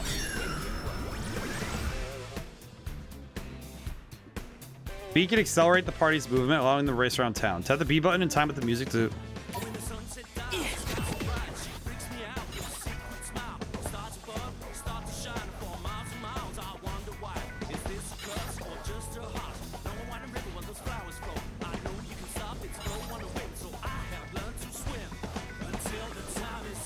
That's really cool, actually. And it goes with the music in the games. That's really sick. That's a sick new thing. Okay, cool. I can dig it. Oh. One more. For good measure, the chain 10. I guess I could go a round or two. Let's rock. But no, I don't tend to look up budgets for games. Our party is equipped to win. Here we go. Perfect timing. Time for a beatdown, yo. Oh, get this guy. turn that guy into a sandwich. Face erasure.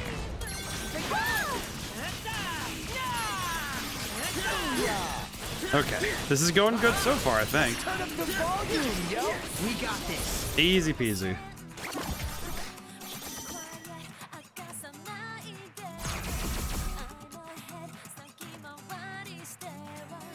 We've got this in the bag. Just hope the artists were well paid. I know Japan, I think Japan's a little bit better about some of that stuff. Turn up the volume, yo. Let's At least generally, I think they tend to be a bit better. America's not bad about that stuff. It's just one of those things where I know that... I know some aspects of the game design can be left behind when the budget calls for it. So generally, it falls on the quality of the game in general when... At least from my understanding, the quality of the game falls when the game is being rushed. Let's do this. I think rushing it always ends up with underpayment and underperforming. Will do, big buddy. Keep it up, brother. Are you ready for this? Hit him. Leave it to me, yo. We're on a roll. All right, get this guy. You know, I will say though, now that I think about it critically, I think Beat being the one we run into from the first game, besides being a Miyamoto, I think Beat showing up again not only makes Not only does it just make more sense in terms of the dynamics of the group, but of course this guy would somehow oops his way into being in the Reaper's game again. Time for a beatdown. Who's up first? Of course this guy would end up in the Reaper's game again on accident. Keep it up, brother. That's what it kind of feels like to me. Is like, yeah, of course he somehow got back here. Exquisite timing. Booyah! Here we go. It's over. Is she okay? Oh boy, here we go. Okay, huge. Ooh, okay. I do think that might explain why Rhyme was focused on finding some of this stuff again. Okay, we got this. That would explain Rhyme's. That would explain who that person at the TV at the games was. Hell yeah, you did. Keep it going. Keep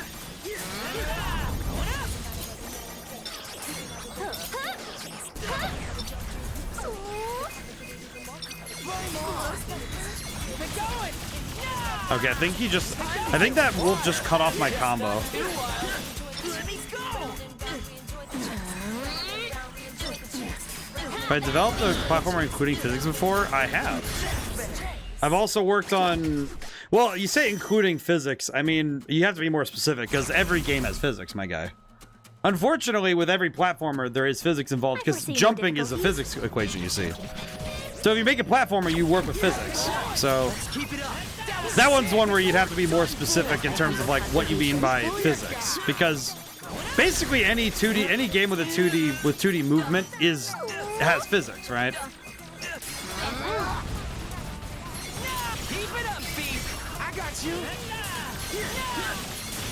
That's one of those things where it's like the semantics are where I'm like a bit curious. Not like an imported module. Nice work. Yeah, you're gonna have to be more specific. Because it's not like an imported thing to have. That's the thing. It's not imported. It's like even just the act of jumping is involving physics when it comes to a platformer. And I've worked on many things like that, but again, like I say, it's like I think what we're running into here is like when you say physics, you have an image of it, right?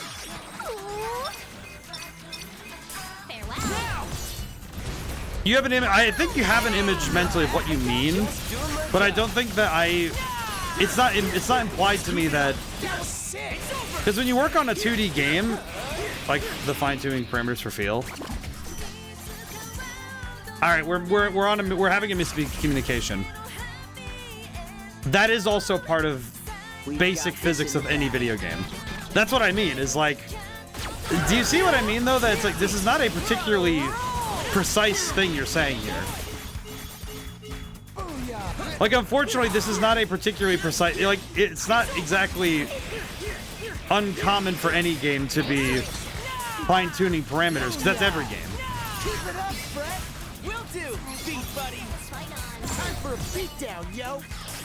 Let me go. We are taking a lot of damage. Give it to me, yo. You're on a roll. All right. I think from now on, I'm gonna just let the levels rock. I think my drop rate's fine. Like getting like two. I think it. You know what? Doesn't look great. You know what? No. Trust my instincts. Exquisite timing. Oh God.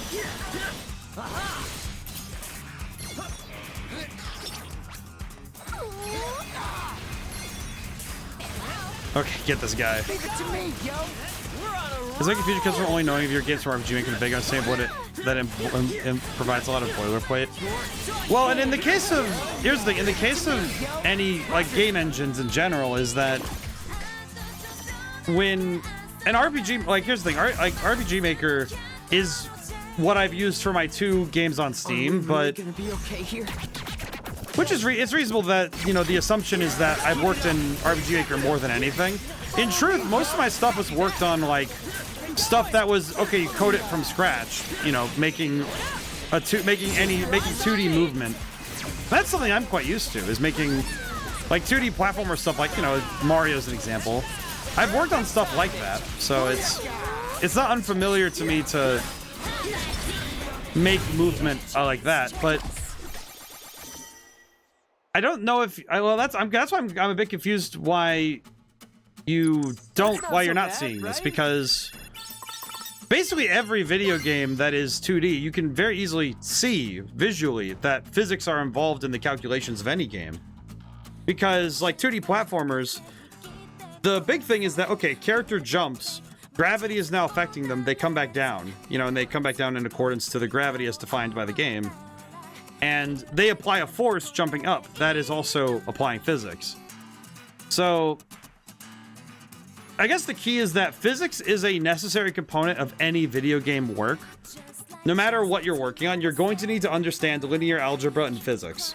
I would say that calculus, and by extension, the act of having to basically work with higher math is necessary to work on video games. Like, if I were to point to 3 schools of math, it's linear algebra, like calculus to get to linear algebra, really. And I guess I haven't seen you show off this product so far. Well, to be fair, a lot of that stuff that I did in school, you know, it's not an end product of itself that I have that stuff there, you know? But that's the sort of stuff that it's again the sort of practice stuff that comes with learning game design. I guess one day if I'm working on a game that I can show that off more thoroughly, that would be a good one, but not exactly a thing. Like, going back to look at like very old code isn't something I'm particularly keen to. There's a lot of it's stuff that's like, show that you understand the concept, and that's not particularly it's not particularly fascinating stuff. It's also like a decade old. It's like decade old code, you know?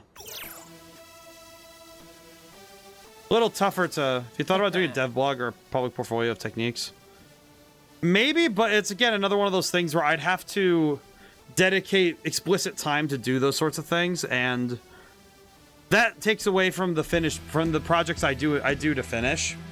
If I were to do something like that, it would probably be take like a set of time, develop these things as a package, and then put them out as a finished project of here's all these things for games. But I don't really know if or when I would do something explicitly like a blog. I don't really know if I would. I don't really know how or why I would do so.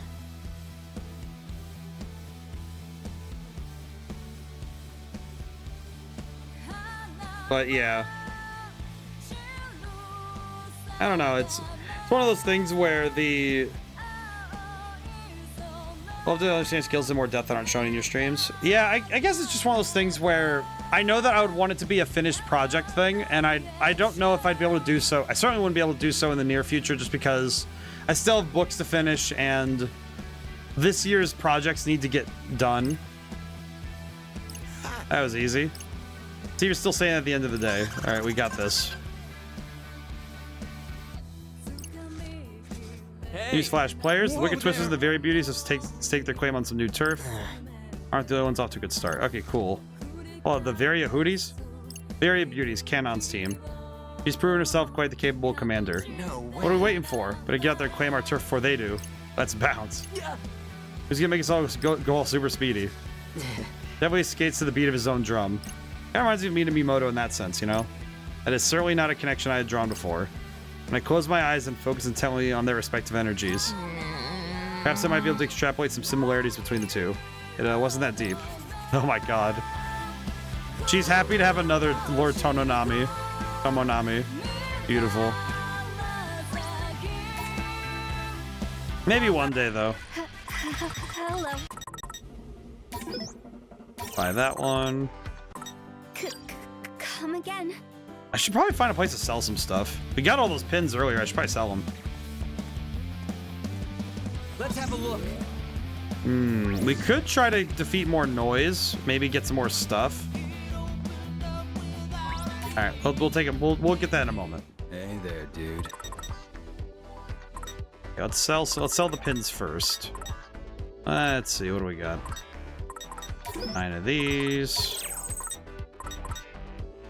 Another instance of I have to go find all my pins. Ah, this one. At least we're keeping up with our money. What is this one? Why tap? Oh, it's a landmine one. Oh, it's time bombs. That's even worse. It's not even like an impact grenade thing. It's just, nope.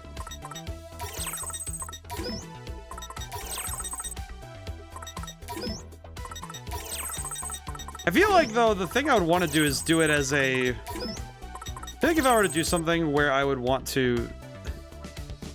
Well, just be more popular. There's some really good personal developer blogs out there. Yeah, and I think it's a pretty solid way to go. I think it's just... I know that for me personally, it would be one of those things where I'd want to do a lot of research and make sure that I'm putting out not just information, not just information, but I want to make sure I get something that is closer, like a more researched, like I would want to do researched papers more than I'd want to do something like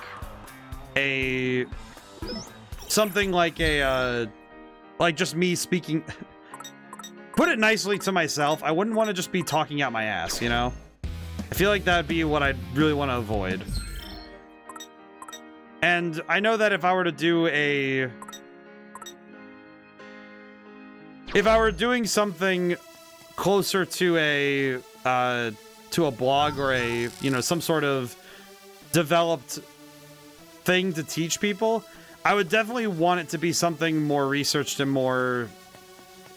It would be far more than just I write some stuff up and put up some pictures, you know?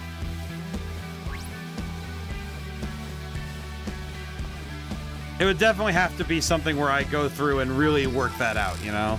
So it would be its own project. Bloggers and video makers put a ton of work into their content. Well, and I guess one thing that I always have to kind of handle on my own is that I regularly have to deal with the fact that I am by myself on all of my work. So when I post VODs, if I get around to doing clips, when I do, you know, edited videos and do all that stuff, all that's me. I don't have people to pay to do editors, or, you know, I don't have editors, I don't have script writers, I don't have a team. It's just me. And I think that's something that it can be easy to lose track of a lot of things when it's one person trying to juggle everything ever, you know? So, yeah, it's kind of tough.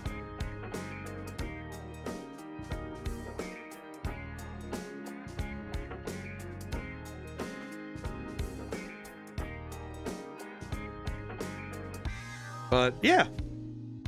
Well, and I really respect the people who do like the big blogs and the think pieces. But that's the sort of stuff I'd really want to do research, you know? Oh god, that was fast.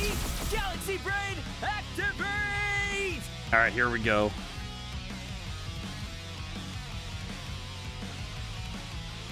Let us tread carefully. All right, hopefully. Oh god, another rhino.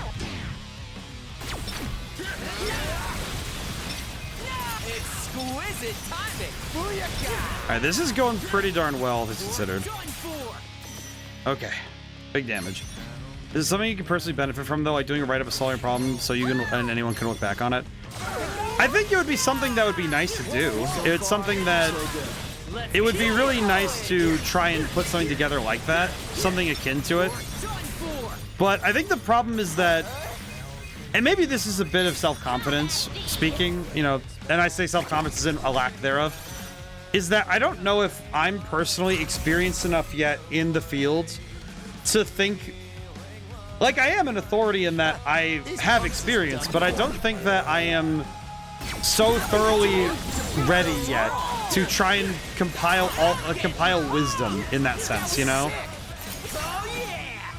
Like, I know that sounds, and that might sound like, you know, like kind of like self-deprecating, but it's really more of an aspect of recognition of a room to grow. Because I think that's something that's important to me, is that I don't want to talk like I know everything, you know? Because I don't. And I think I'd want to give myself maybe a year or two, like a couple more years, maybe a year or two, before I really stop to say, okay, do I have enough in my brain to start and say, okay, can I handle all that? Could I write something that would be very helpful to others, you know?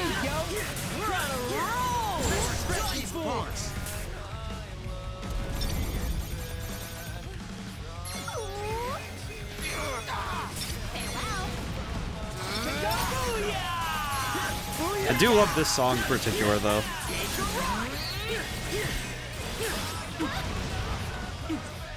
I might need to look up this one after stream, because I need to figure out what this one's called.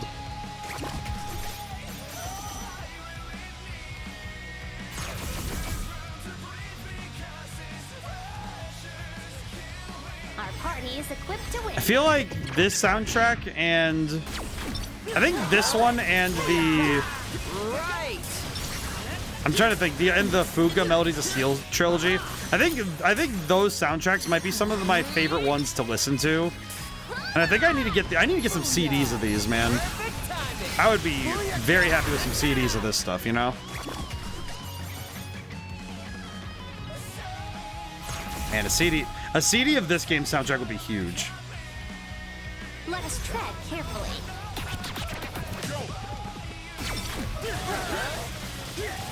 All right, here we go. Big damage. Okay, I'm gonna try and get behind this guy. Here we go. Here we go. Maybe we can get some big damage on this one. Oh god.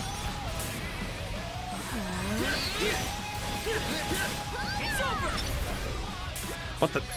Why is he just here? God dang crab. Or frog. My brain just turned right off looking at that thing. I don't know why. Crab, really? Okay, what reduction are we at? I swear, the only downside with being able to have 10 fights in a row is that I lose track so fast of how many we've done. Like, holy crap, it is very easy to lose track. Are you ready for this? Whoa, that makes a big one. Holy crap. Okay, so the 200% ones aren't just stronger, but also have different shapes. Got it. That is good to know. Because holy crap, that is a lot. I think by just working on a hard technical problem and solving it in a new way can make something uniquely insightful. Well, I think even just taking a simple problem and explaining it in a way that is much easier for everybody to understand, that is also helpful. You know what's the thing I contemplate is that as much as I think, oh, I can't explain, you know, it's like, do I have the expertise to know how to explain certain things? I do then think about how The Art of War, a book written to be a instructional, you know, manual on how to wage war, was, you know, frankly, it was written for people who have no idea what they're doing. So he had to explain some things that are like, you know, common sense. But in truth, common sense isn't something that everybody has. I mean, I've met a fair number of developers and would-be developers who, nicely put, are kind of stupid. They're nice people, very stupid. And that's fine. But I would argue that sometimes you have to explain an idea that is, you know, simple to you. It's simple to those in the know, because it's one of the first things you learn, right? But when you consider the average person, right? Most of the average folk do not understand even the most basic of technical issues, you know? Like, explaining a for loop to somebody who does not know programming at all, it's like you're explaining rocket science. It's like you are standing there, you're David Blaine doing the magic tricks. They have no idea what you're talking about. It is still wizardry to them. But when you're talking about... Wait, that frog. Hit that guy.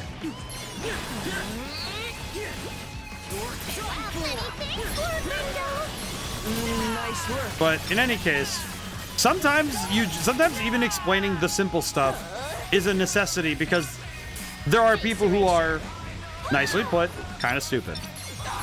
The best thing you can do is explain things in a way that doesn't make them feel stupid. The best thing you can do is make someone not feel stupid.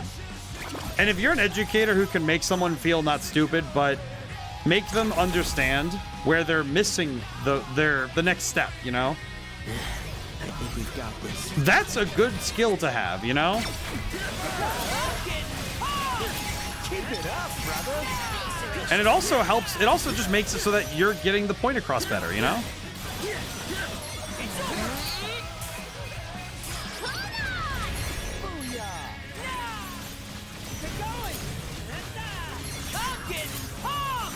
That was sick. Okay, here we go. Catch this guy. There we go. Holy. Lots of points.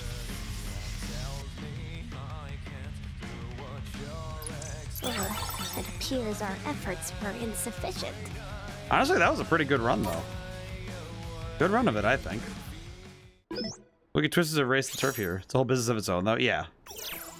I think, though, that that's going to be a task I get to later. That makes... Booyaka, that makes two, doesn't it? To wit, yes.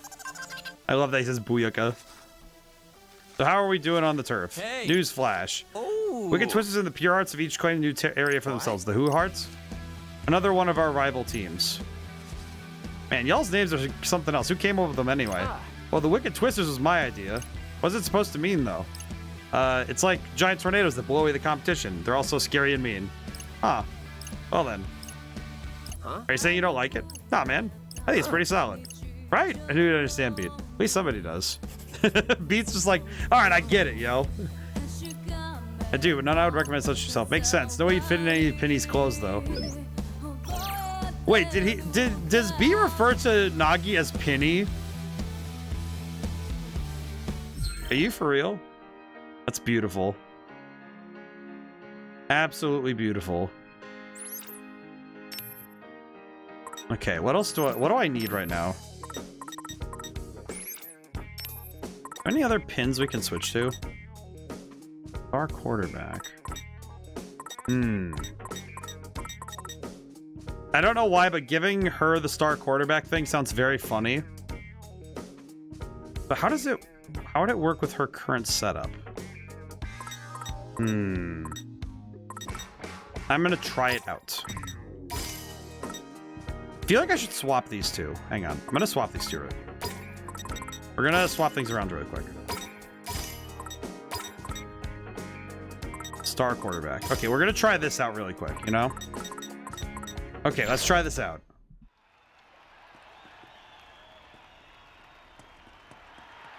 Anything else we can do? Let's have a look. Alright. Hello. Do you feel like I slowed down a little bit today, but honestly, we're doing pretty good.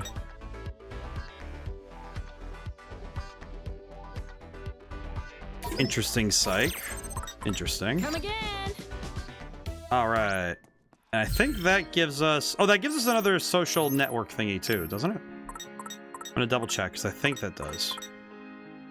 This one would, but we need to find Ryoji again. Oh, interesting. You know what's funny? Seeing these connections, some of these are kind of fascinating because it does feel like this kind of gives us an idea as to how the world connects in a weird way. Very strangely so, but it does.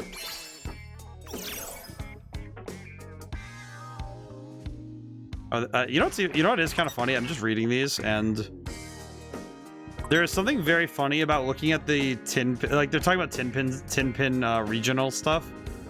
It's funny because looking at this, I can now see why.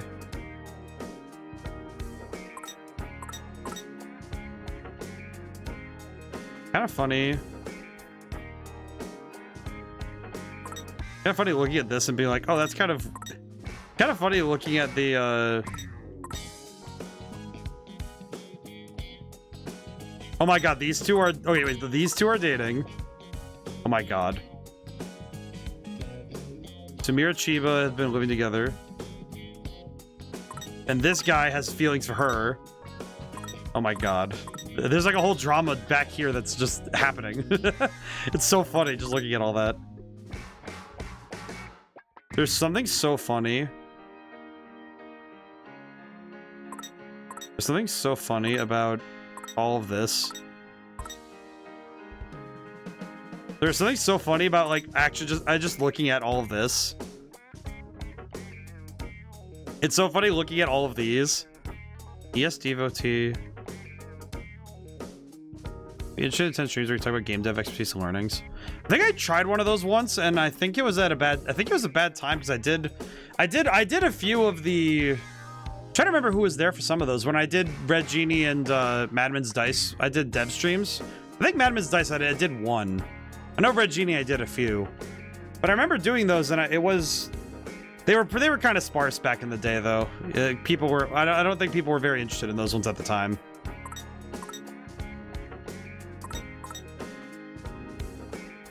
As there for the dev streams? Yeah. Tough thing is trying to get people in the door for those sometimes. That's alright.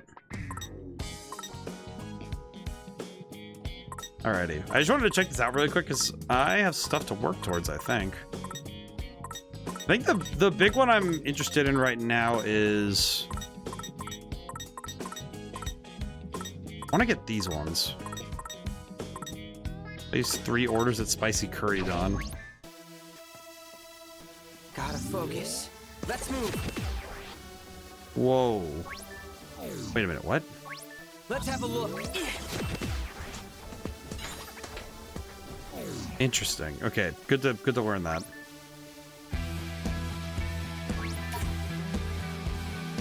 Have a seat.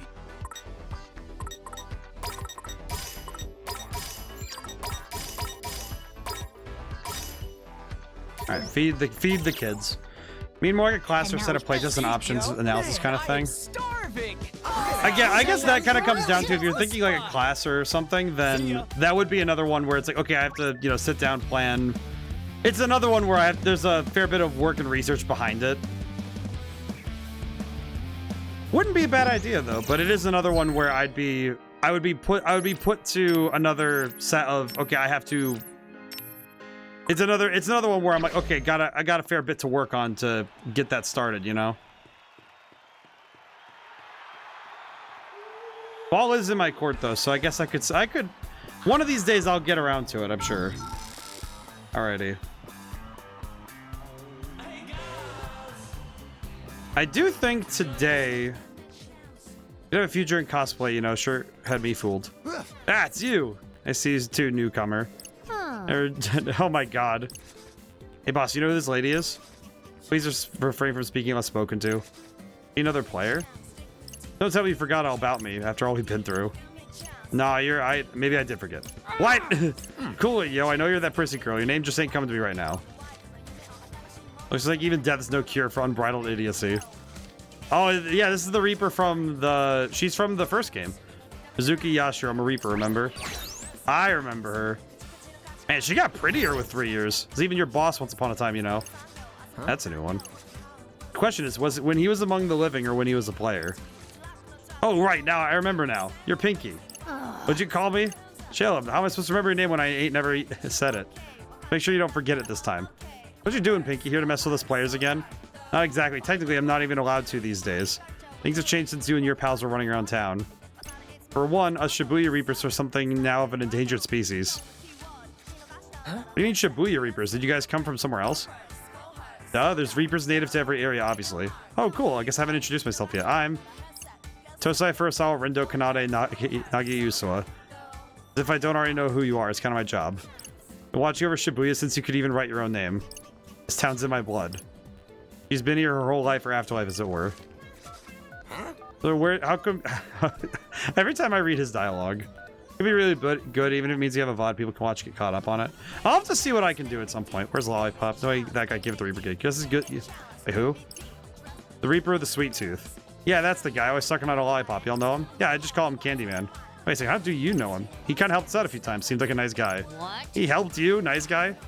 Oh god, she's mad. I thought that good for nothing was just slacking off somewhere, and now I find that he's been helping players. The audacity of that idiot. Oh boy. I'm gonna teach him a lesson or 3 next time I see his ugly mug. The lollipop lover's boisterous boss. Oh, I see. Still, makes me realize how much Shibuya has changed. Me, him, and a couple others are all that's left of the old crowd. Even the Game Master's not from around here this time. Damn, almost makes me feel sorry for you guys. Job isn't what it used to be either, because it's just the way things are nowadays. Where do you get off pretending to be Neku? You got me all excited for a hot minute. Hi, bad Pinky. How would phones coming back be good for you? Oh, you know. So you really ain't here either then, sadly. Not like it makes a difference with the Ruin Bringers on top. Not even Neku could hold a candle to their almighty leader. The real hotshot. Oh, that's an interesting... That could be an interesting plot twist. What if the Ruin Bringers... This looks nothing like my last vision. Where is this? When is this even? Is this another potential future? It's just like that dream I had of Shibuya. Interesting. Ground control to Major Rin, dude. Hello? Huh? Hi. Beating the boss already bounced. You coming? Oh, yeah, coming.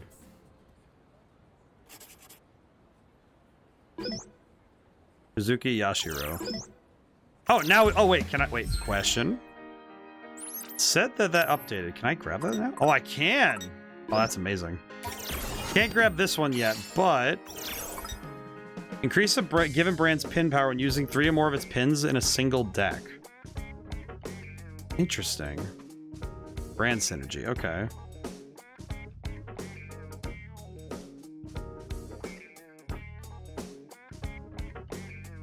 Interesting. Okay, but now we have this, though. So that's... Stat boost for favorite foods is huge. That's actually a massive gain. Okay. I think this is a good time to stop, I think. At least to me, this seems like a good place to save and quit. We can stop and discuss for a moment.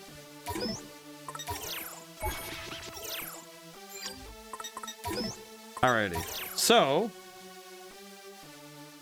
Yeah, so schedule-wise, we're gonna play Ocarina of Time this Sunday, but I am going to keep an eye on both the stream's numbers and our progress this Sunday, because I think if we're not moving particularly fast, nor... Honestly, I feel like if I'm not really feeling it, we might just go back to some more variety games for Sundays for a while. We'll still finish Ocarina of Time, but I think if I'm getting stuck constantly, I might not want to... As it were, I don't want to keep hitting my head against the wall, you know? So I'm gonna keep a close eye on this Sunday's stream, you know? Not to mention the fact that this Sunday I might be a bit distracted. I still got some stuff to do that day. And of course I might be trying to recover from the party on Saturday, as it were. We'll see.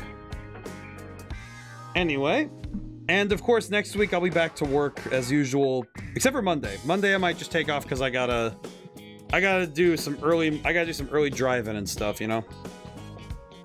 And like, you know, 3 hours in the car isn't exactly not exactly a small time, you know. We'll have to see what happens, you know.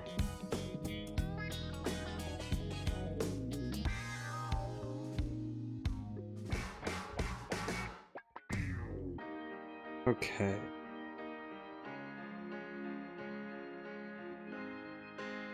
Alrighty. In any case, thank you all for coming by. Thanks to everyone who came by and stayed to the end. Blech.